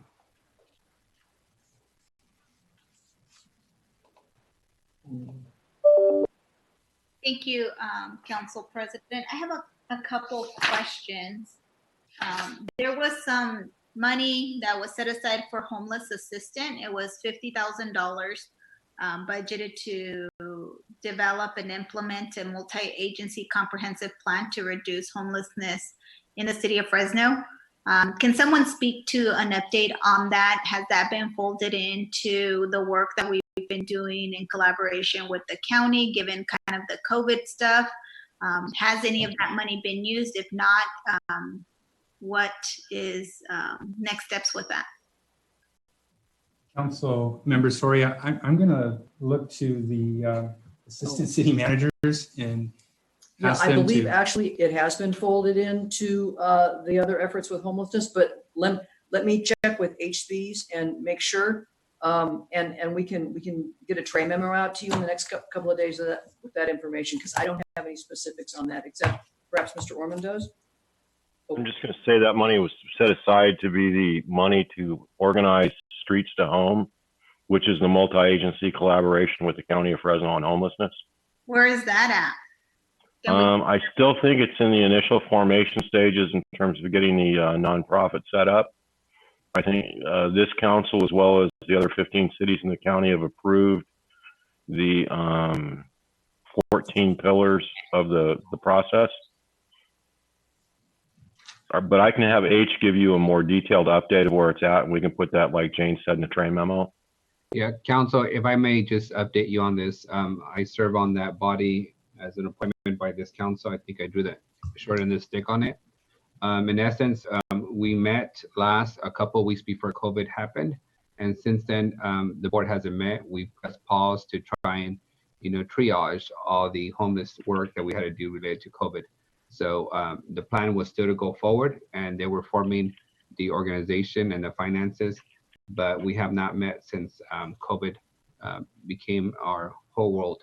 So I don't know if H has any additional details besides those. Well, it would probably be good to meet and to figure out moving forward this whole multi-agency comprehensive response, as the conversation yesterday and I think previously where some of us want to move away from having PD respond to homelessness, at least to just shuffling people around. I think it seems like an appropriate conversation for these folks to have, so that we provide a better proposal as to how we respond to these types of calls. Would you like me to have H schedule a meeting of the subcommittee? Yeah, can we just schedule a meeting of the homeless subcommittee, and then we'll discuss it there and figure out next steps. You got it. Thank you, Tim. Councilwoman, you still have the floor. Any other questions? Yes, just wanted to ask about Fresno 311. It was launched back in March of 2019, connected to Fresco. If you guys can provide an update on the program, how is it all working? The staff hours, has there been an impact given COVID? What are the numbers of calls that we're receiving? Okay, council members, we'll get you a tray memo on that. Yeah, we can give you the details of that. I know that there has been I'm sorry. I know that there has been an impact on that from COVID, but we can get you that information. Okay, perfect. I know that I previously made a motion in the parks budget about reallocating the dollars for the internship program. Can you guys give us an update via a memo on how much money we've expended? I know that there's been some departments that have utilized that pot of funding. So just so that we know where we're at in terms of the general fund monies allocated for that. And then also an update on the balance, the balance of the parade allocation. I believe it was $50,000. I know that given COVID, there have been a number of parades that have been postponed. For now, we just wanted to know what is the balance of that appropriation. Okay. We'll get you an update on that as well. And I think that is pretty much it for me. Thank you. Thank you. Councilmember Carbasi, you have the floor. Thank you, Mr. President. On the second page, under operating special revenue funds, can you provide a little more description to those watching about economic development infrastructure and economic incentives? Sure. Again, the economic development line that you see for $500,000, that has been set aside again for, it's called the Lingo Project, which is located between Blackstone and McKinley. And through what I understand of the arrangement, the city will be providing funding that $500,000, along with, if you will, on the general fund side, another $600,000. Okay. And then the item below that. The economic incentives, that one is related to the agreement that the city has with Amazon, Ulta, right, and Gap. And again, it's just we're only getting the Ulta, right? That is correct. That is correct. Okay, those are all my questions. Thank you. Thank you. Thank you, Councilmember Carbasi. Any other council members questions on this budget? All right, seeing none, I will ask a couple of my questions. Actually, Council President, sorry, I raised my hand kind of late. Go ahead, you have the floor. Yeah, this is just more logistical than anything, Henry. And the last budget amendment that you helped us draft in my office for the remaining supplemental funds to complete the EIFD, I saw that you made the transfer over to the GCP department. So I mean, it was sort of just used kind of as a spot to house those funds, right, until they're expended. 80,000, correct. Okay. I was just curious, you know, if and when we get to the completion of the EIFD, will the GCP have a role in sort of housing funds from the EIFD, or is that its whole own separate type of account? I'm not, just out of curiosity. You'll have to bear with me, Council. As far as I didn't hear the first part. Sure. So, you know, again, if and when we get to the completion of the Fresno EIFD, will the GCP continue to play a role, you know, in terms of holding funds that trickle in through the district, or is it just for this logistical purpose of housing the funds for the consultants and such?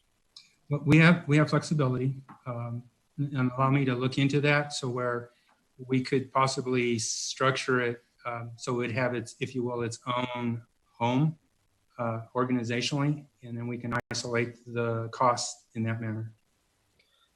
Sure, and I can always ask the consultant as well. I just was curious, right? Because I you know, reading through the budget amendment, I didn't realize that's exactly where it was going to be housed. So we're just curious if that's sort of a one-time sort of logistical mechanism, or if that's going to continue to be the case, you know, once it's actually in operation. So we can figure that out.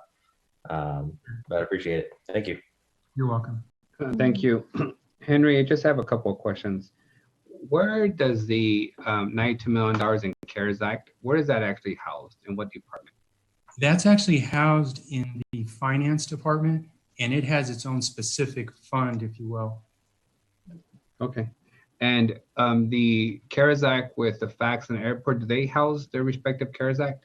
That is, they have, again, their own specific organization within the department that will house it. Perfect. Where is the debt service to the Grizzly Stadium? Where is that housed at?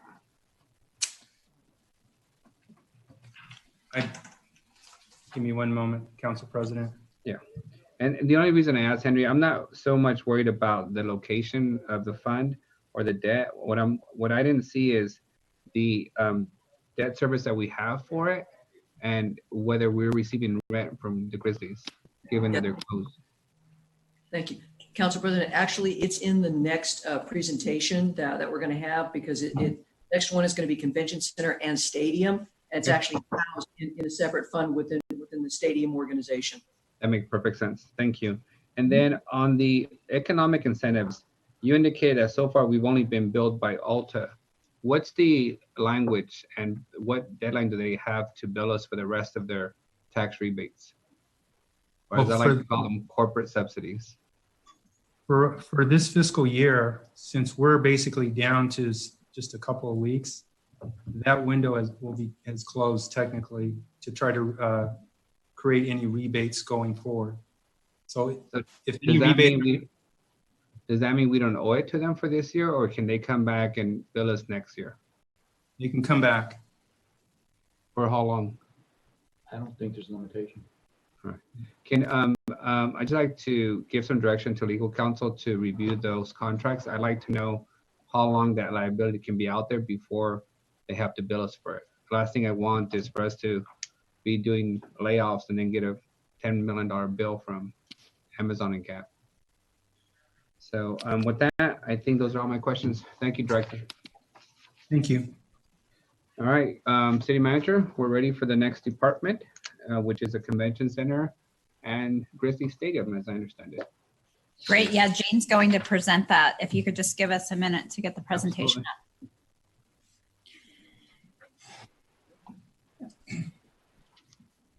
Okay. Actually, this budget is fairly simple because it mirrors the one from last year. Since the contract was passed, and the contract is at least in financial aspects, a mirror image of the one that preceded it. We have built the budget assuming that last year's amounts would stay static.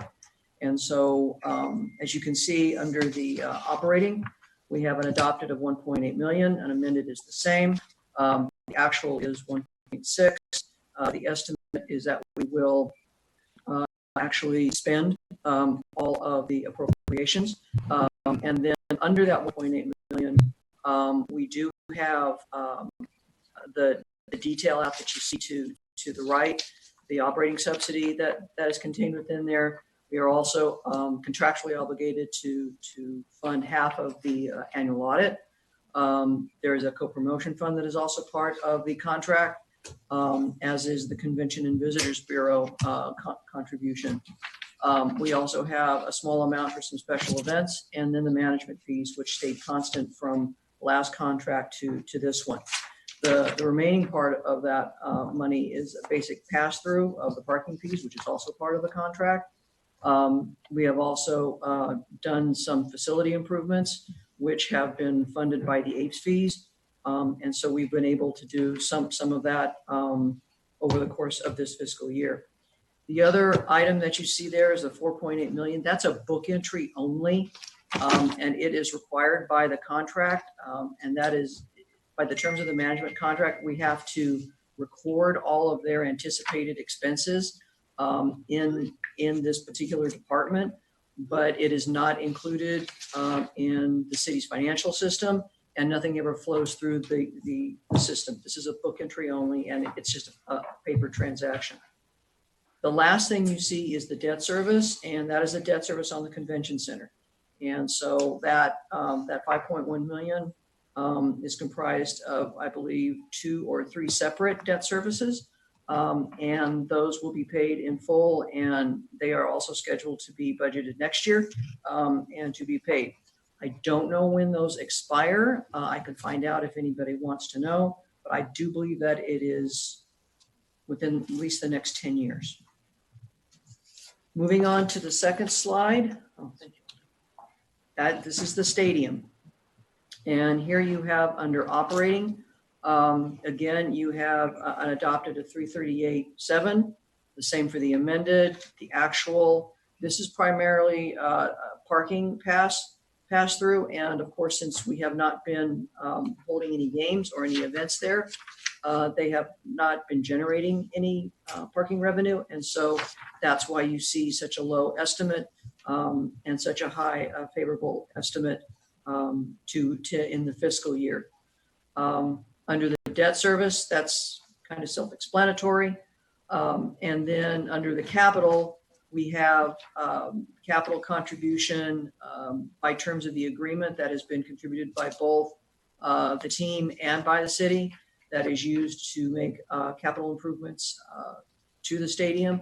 And you can see what the balance is left of that. And then as far as the revenue received, to my knowledge, we have not received any rent revenue this year, obviously, because there have been no events there. And so that debt service will be paid in full by the general fund with no offset. Unless, of course, next year we do manage to have some events, and then next year's debt service will be offset by those rent payments. That's pretty much all that's in this department. It's not a very large department. It's more of a utility department just to hold these budgets. It doesn't really serve any other purpose other than that. And so that kind of concludes my presentation and any questions that the council may have. Thank you. Is there any questions from the public on this item? The convention center and bureaus and the Grizzly Stadium budget? Seeing none, we'll go to the council. Councilwoman Soria. Just wanted to ask, go back to the stadium, Jane. So because we are not getting any revenues from the Grizzlies, we put enough money aside to cover the entire debt service. Can you explain to the public what that means? Well, the debt service is fully funded no matter what, and it's funded with general fund revenues. It's just that we are not receiving, at least for this fiscal year, any revenue offset to make up for that. So it is fully funded by the general fund because it is a general fund obligation. And so in this particular case, there just isn't any revenue to offset that obligation in this particular year. In every other year, what would that revenue be that would be offset generally? That I'm going to have to go and find and report back to you. I apologize for not having that with me. Where does the rent that they pay, where does that go to, and what? It goes into the stadium account, and it's used to pay the debt service. So it goes into this department. Okay, so we did some amendments to their latest agreement, which I think we reduced their rent significantly, right? So we're not even receiving that. Did they receive any help from the feds, like to offset? Not that I'm aware of. So who has made the policy call to just forgive because they haven't been able to pay the rent? Is that something that the council has to take action? Councilwoman Soria, if you allow me, our city attorney is coming in, who understands the stadium agreement like the back of her hand. So the question for the council, legal counsel, from the council, is whether the baseball team can choose not to pay rent, or if there's been a decision by the administration made not to collect rent. We're looking at. Has the administration made a decision not to collect rent, staff? I believe that has been the consensus that that the contract, to my understanding, and Tim, you can jump in here, allows us to allow them not to pay rent and still occupy the stadium. You know, I had Aldi check in with some of our other leases about that very question. Aldi, do you want to, I don't know who you talked to in the city attorney's office, but we have them in the room right now trying to get us an answer. Right, Could I answer Miguel's question? Yeah, so it's live, so there's we're all trying to get an understanding. Yes, Tim, you have the floor. We have not made a decision on that regard. We've been taking it month by month. They offered to pay rent initially and then pull back when they didn't get PPP. They've been waiting to find out if they're going to actually be able to play this year. which wouldn't generate revenue for them. At this point, it doesn't look like they're going to play any minor league baseball this year. I'm not even sure they're going to play major league baseball right now because of the labor dispute between the owners and the players. Well, I So think it's pretty hard to collect money if they're not, if they have zero revenue. I think our challenge, Tim, if not to interrupt the councilwoman, but we have other leaseholders like Cocky's restaurants down the street that we're still collecting rent from them and making them pay, even though we've closed them down. No, we're actually not. And I'm going to have Aldi speak to this because we had a couple inquiries from like Greyhound, for instance, and I had her reach out to the city attorney's office to get some guidance on how we can handle some of these. So Cocky's, go ahead. Do you want to speak to that, Aldi? City Manager, can you start off with just what's our general across the city rule around city-owned facilities and people who owes rent, given COVID? So before we go there, since I'm the one that initiated the questioning, Council President, I think one of the things that we may also want to consider is, okay, so this council did pass an emergency ordinance to allow or to protect commercial tenants from being evicted, so they have the ability not to pay rent, right? Doesn't mean that their rent will be forgiven, but then they have to be given an opportunity of 6 months after the emergency is lifted to pay the back rent due. So I just want to make sure that we're consistent. And the reason that I bring this up is because I will.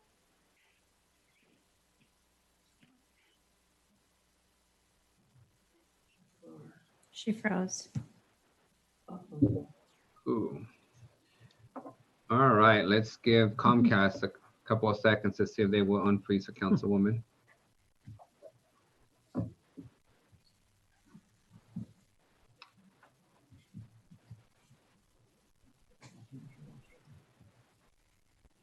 All right. While we're waiting for Comcast to speed up the internet service, can we go to legal counsel on what the contract language indicates of the Grizzly Stadium? Yes, in the Grizzlies lease, there is a force majeure clause that excuses performance for various reasons except payment of rent. So rent is required. There's no condition upon having to pay rent. It's required regardless. If I may chime in, Council President. You have the floor.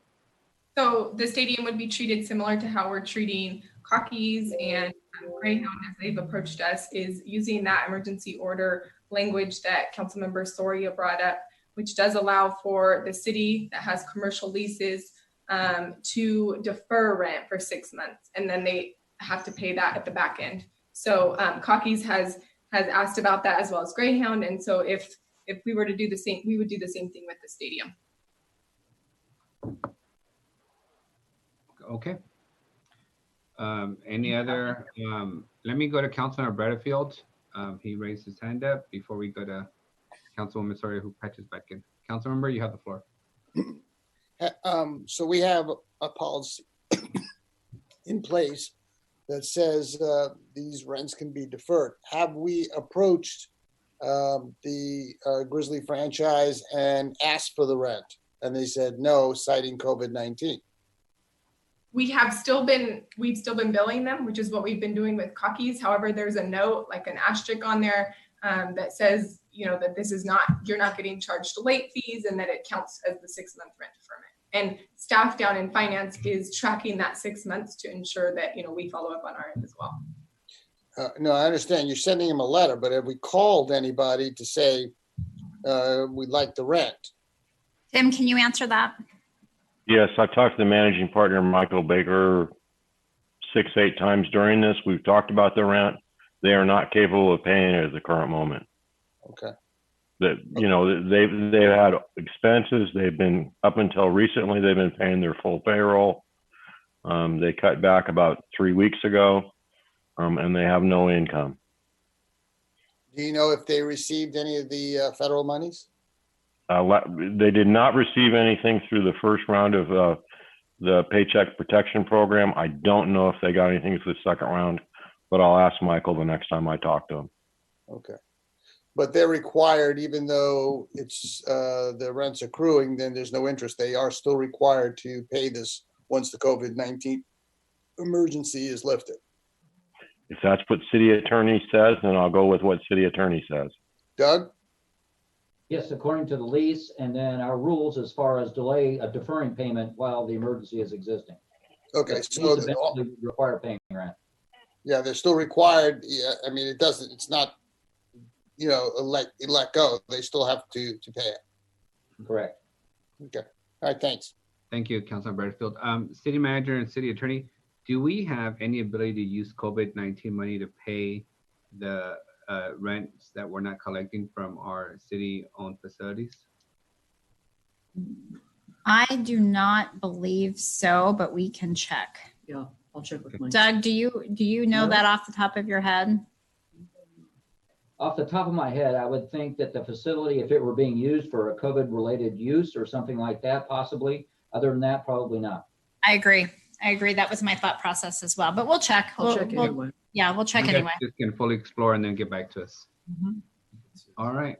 We haven't received Councilwoman Soria back. So, oh, there she is. Yeah, I'm back. So, What about, Councilwoman Soria, I don't know how much you heard, but if you'd like to. I didn't hear what happened. All right. So, Doug, can you just remind the Councilwoman our position on the city lease?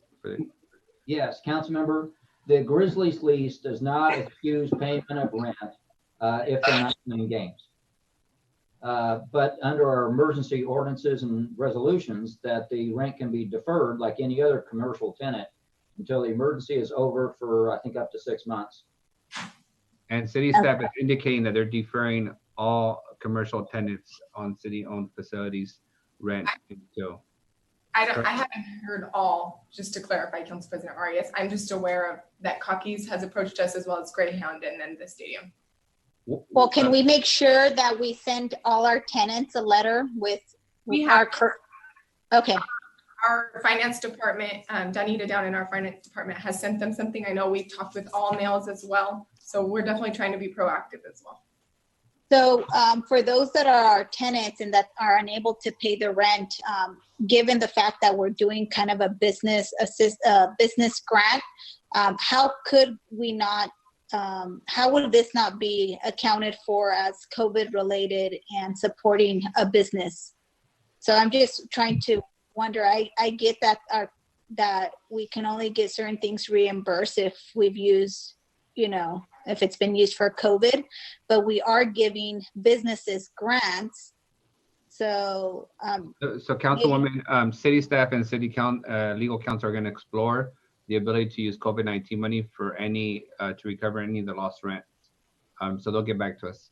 I think one of the issues is just perhaps semantics, and rent is a revenue. So I think we want to be careful. Yeah.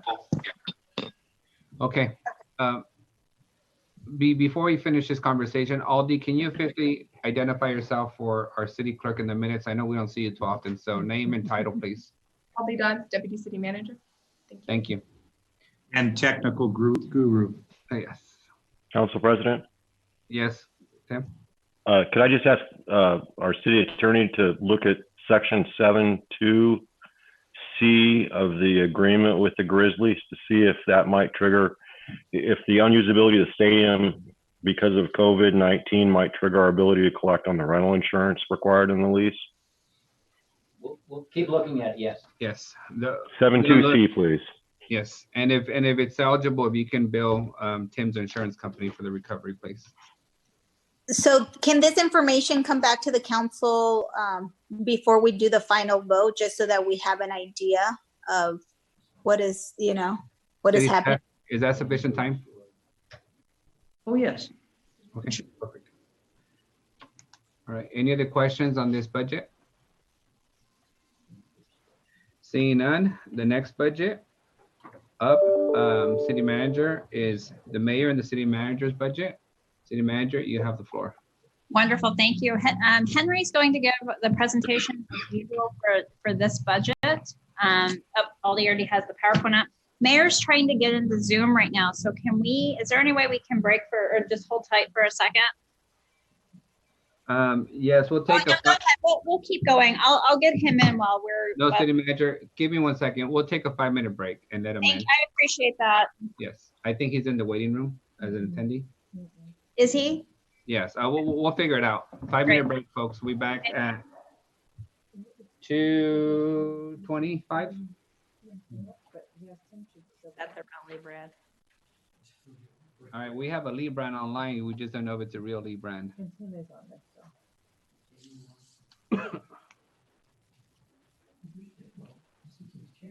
Where? Oh, I see Tim. Yeah. All right, council, do we have enough quorum yet? We have Chavez, Esparza, can we get back online? There we go. All right, council, we're gonna go ahead and proceed. We'll proceed with the quorum that we have and return to the mayor, city manager budget. City manager, you have the floor. Wonderful. As I stated earlier, Henry's going to go ahead and go over the budget for us, for our department. All right. Thank you, Council President. So with the Office of the Mayor and City Manager Department, I'd like to provide some high-level overview of primary responsibilities, and then I'll move on to the financial position. So as far as primary responsibilities, one of the main responsibilities is to carry out policy directives that have been established by the office in conjunction with council. In addition, the department provides oversight and direction to all our city departments in a day-to-day activity or operational manner. Also, we look to promote economic development and hopefully foster prosperity within the city through job creation. Another primary duty is the development and preparation of the annual budget. And in conjunction with that, we are also facilitating annual appropriation resolutions throughout the fiscal year. And then we also have establishing long-term fiscal policies that continues with the goal of reducing debt, balancing the budget, and building a reserve fund. So with that, I'd like to then move to the next slide. What you'll see is the overall budget for our department is $4,499,000. And with that, we're at about 4.1 million that has been spent year to date. And we look to end the year at 4,400,500. So roughly we will have about 98,500 savings. Of that savings, the bulk of it is in our non-personnel category. And of that, there was an item of 50,000 related to outside legal services that we still have not spent any monies on related to the 50,000. And then also we have a little bit of internal service free appropriations, and we looked to get recovery through COVID. And speaking of COVID activity, currently we have about 419,000 of personnel costs that relate to time spent on COVID activities. And again, it's in the process of review, and in turn we'll hopefully get approval to receive CARES funding. Within the department, we also have a total of 29 authorized positions, and we currently have 2 vacancies. So that is the big picture of the department. And council, that ends my overview and open to questions. Thank you. Is there any questions from the public on the mayor's city manager's budget? Seeing none, we'll go back to city council. City council, is there any questions from the council? Councilwoman Soria, you have the floor. Just muted. Thank you, Council President. Thank you, Henry, for the presentation. So I see that you guys have 2 vacancies. What are the vacancies? One is, it's a defunded position. It's called the admin clerk 2 position. And I just want to point out, it is defunded, meaning there is no budget that is assigned to this particular position. And the second one is a council assistant. It's an administrative type of position, and that also is vacant. That was the position we were going to fill for Tim's deputy city or deputy chief staff. Sorry. Ollie just said deputy city manager, and that's funded? Yes. That is, yes. But we are not filling it right now because of the hiring freeze. Okay, and what about the 50,000 outside legal services? You guys mentioned that you guys had it allocated. I thought the city attorney's office had it allocated in their budget. No, as part of council's motions, it was assigned directly to the mayor's department.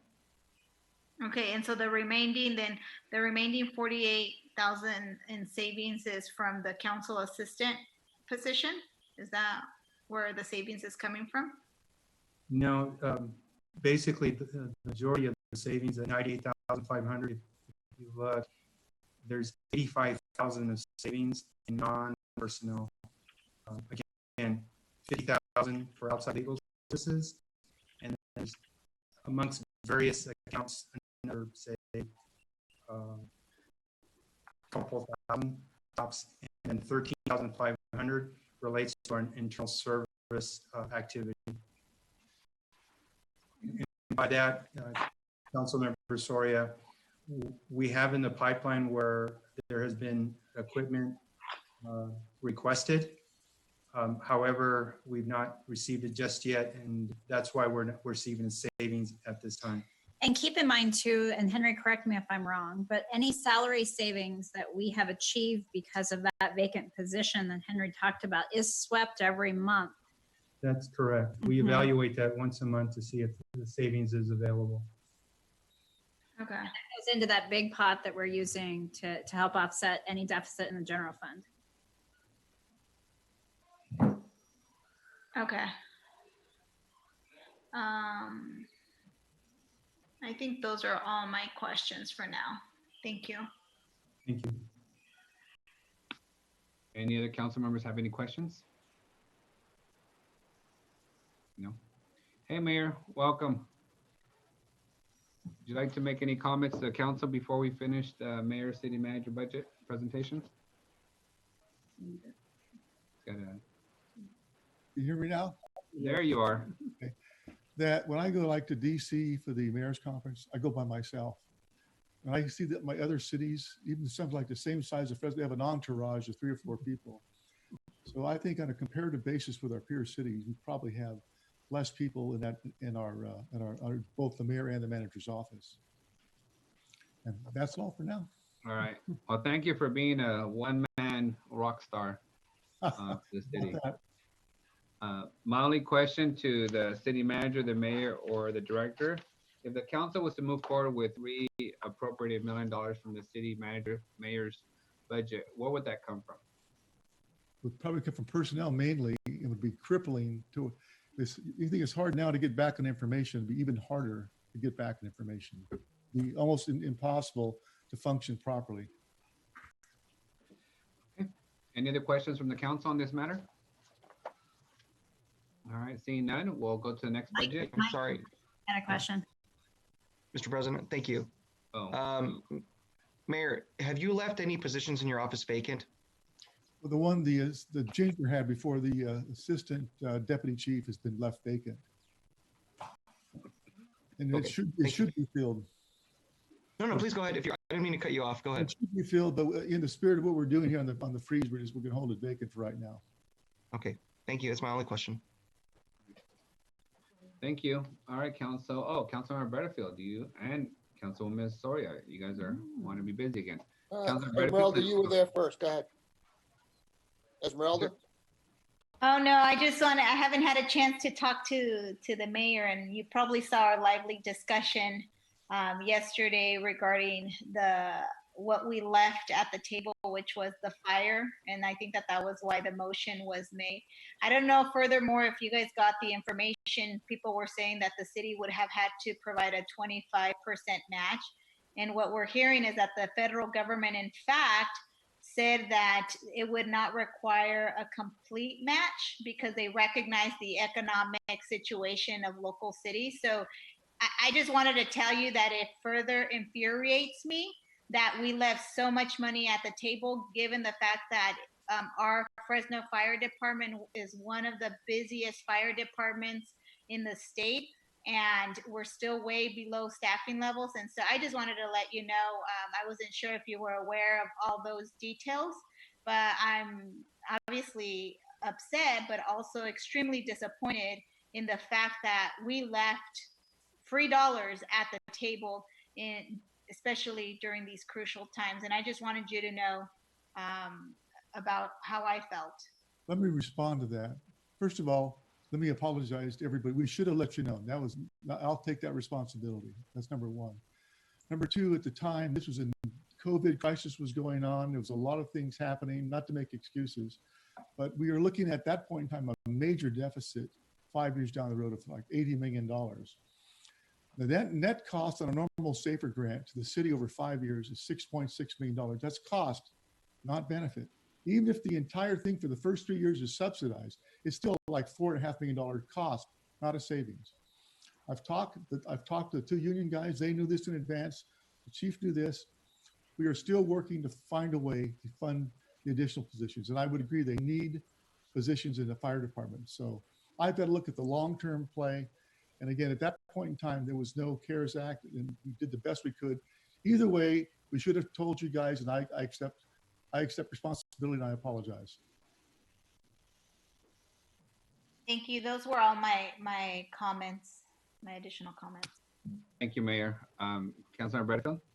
Yeah, so Mayor, if in fact the council moves forward with $500,000 from your budget and $500,000 from city manager, where would you plan on taking it? Because I think that's a very real situation.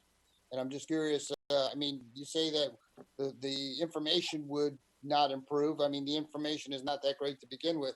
I don't know where you would cut that it would hurt getting information. You know, I'm going to answer that. I'd have to talk to the mayor and then we would have to figure it out collectively. I don't want to get into that discussion right now. Well, I don't know if that's the mayor's feeling or your feeling. Well, first of all, roughly 80% plus of our budget is personnel related. There's no way you can put a cut that big and not have to lay people off.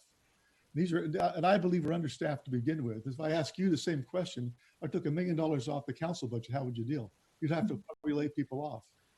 I don't think anybody's overfunded in any department in the city of Fresno. But we have got some key people here that are essential to keeping things going forward. Nobody's perfect. This has been the year from hell for everybody here in terms of all the things we've had to face. And we need to finish this thing off and work together. Thank you, Mayor. I'm working off 2 hours of sleep, so I will hold on my comments and just know that I prefer my apologies in person and with some pan dulce and some coffee. So we'll have to follow up on that one. But thank you for joining us. I'll leave the last word to Councilmember Carvasi. You have the floor before we complete this department. Thank you, Mr. President. And Mayor, I want to thank you for your time last night talking about this. I am still very upset about what happened. I appreciate the mayor taking responsibility, though I don't really think you should be the one bearing the burden of that, but I'll leave it at that. I just really encourage my colleagues. We need to have some kind of solution to this, but the same way I don't want the administration to set us up to fail, I don't want to set them up to fail. And I hope that we have an open mind, we can find a way to move past this because we're going to have a very tough time. And I'm just nervous at what defunding their departments will do. I'm still really upset. I think it was a total disrespect of our role as a legislative body. And they're really moving forward. We should figure out a way there be consequences for that. But I just think we need to kind of get through this, and we've got a lot of work to do in the rest of the year. So I hope we can work this out as a council. I spent 8 years on the council. I see both sides of the issue here, and there's no excuse. But I agree with you. But we have to move forward and pass a budget. Well, let me put it this way. Moving forward, I just want to make it very clear. If the council clearly votes, this was a 6-1 on something, as a legislative body, are the things we do going to be carried out? You got my promise. Yes. Thank you. Thank you, sir. All right, well, thank you, Mayor, appreciate it, and we'll follow up on our one-on-one later. With that, council, we will move on to the city council budget. City staff, you have the floor. I believe Director Farrow is going to give a brief presentation on our budget. Thank you, Council President. What I'd like to do actually is, in essence, jump to the financial page and just highlight that what you see before you is a breakdown of council's budget in aggregate, and it's split by operating general fund and then capital. So for example, in the operating general fund as a whole, the budget currently is at $4,618,900. Your actuals are running at close to 3.2 million. And latest estimates as of Friday, we're looking at about 3,454,200. So comparing the estimate to the amended budget, the overall council department looks the end of the year favorable by 1,164,700. Total authorized positions for council is currently at 20, and that is based on the adopted budget started at 17. Then during the current fiscal year, 3 additional positions were added per the 7th PAR amendment. Also, the department has 3 vacancies at this time, 2 as council assistants and 1 as an admin clerk too. On the capital side, which is the bottom section of this schedule, you'll see that the amended budget is $902,300, and that includes during the 14th amendment, the carryover, there was a rebudget of approximately $242,000 that's now been added to the budget. Based on actuals, as you can see, there's only $26,278 that has been spent. We're anticipating ending the year at $36,100. So in essence, that means that there'll be about $866,200 favorable to budget. No positions are assigned to capital, it's all operating. And Council President, with that concludes my overview. Was I muted? Thank you, Director. Now I go to the public. Is there any questions from the public on the City Council's budget? Seeing none, we'll come back to the council. Is Councilwoman Soria, you have the floor. Thank you, Council President. Just on I have a question on the capital dollars. What is it that it has been spent, the 36, do we know? Councilmember Soria, I need to go back and then try to understand what projects that it's been assigned to. And so the 866 are projects or is monies that have not been assigned to a project? No, it's monies that look to not be spent. But it's been assigned. Do they have projects that they're assigned to or no? They have been assigned projects. Okay, I was just wondering. So is it a time issue because we are unable to get them fully finished, or do you know? That I have to defer back to council in how they are wanting to execute their capital projects. Oh, I see. These are all like additional capital projects. Okay, Yeah. I get that.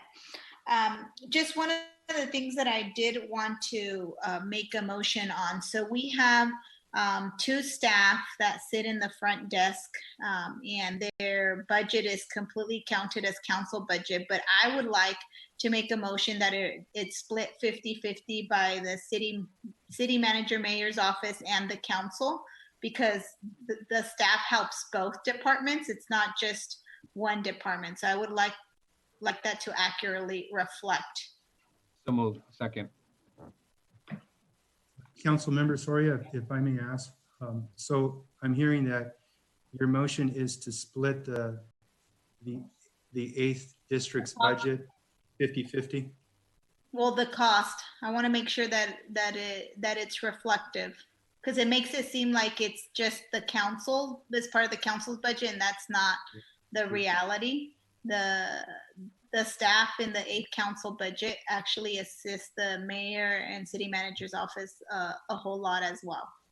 So Director Fierro, if I just can clarify, the 2 receptions that provide services to the city manager, the mayor, and the city council are fully funded and paid for by the council budget only. So we would like that cost split 3 ways, since they provide service to all 3 of our departments. Okay, thank you. Okay.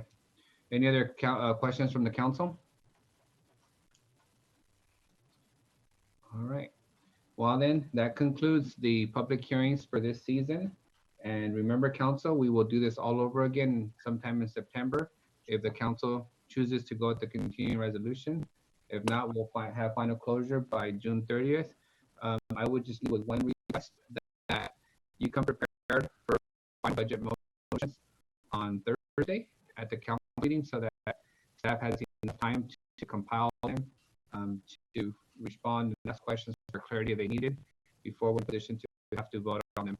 We also ask for the benefit of the public that the motions will all be written and posted on the budget website by Thursday afternoon, so the public fully understands all the motions that have been made and will be considered when we take a final vote. City Manager, do you have anything else to add before we conclude? No, and we're working on all of your budget requests and tray memos, so we'll get those out to you all as soon as possible. But thank you. Great. Thank you all. It is 2:45. We're officially adjourning the meeting. Thank you. Thank you all.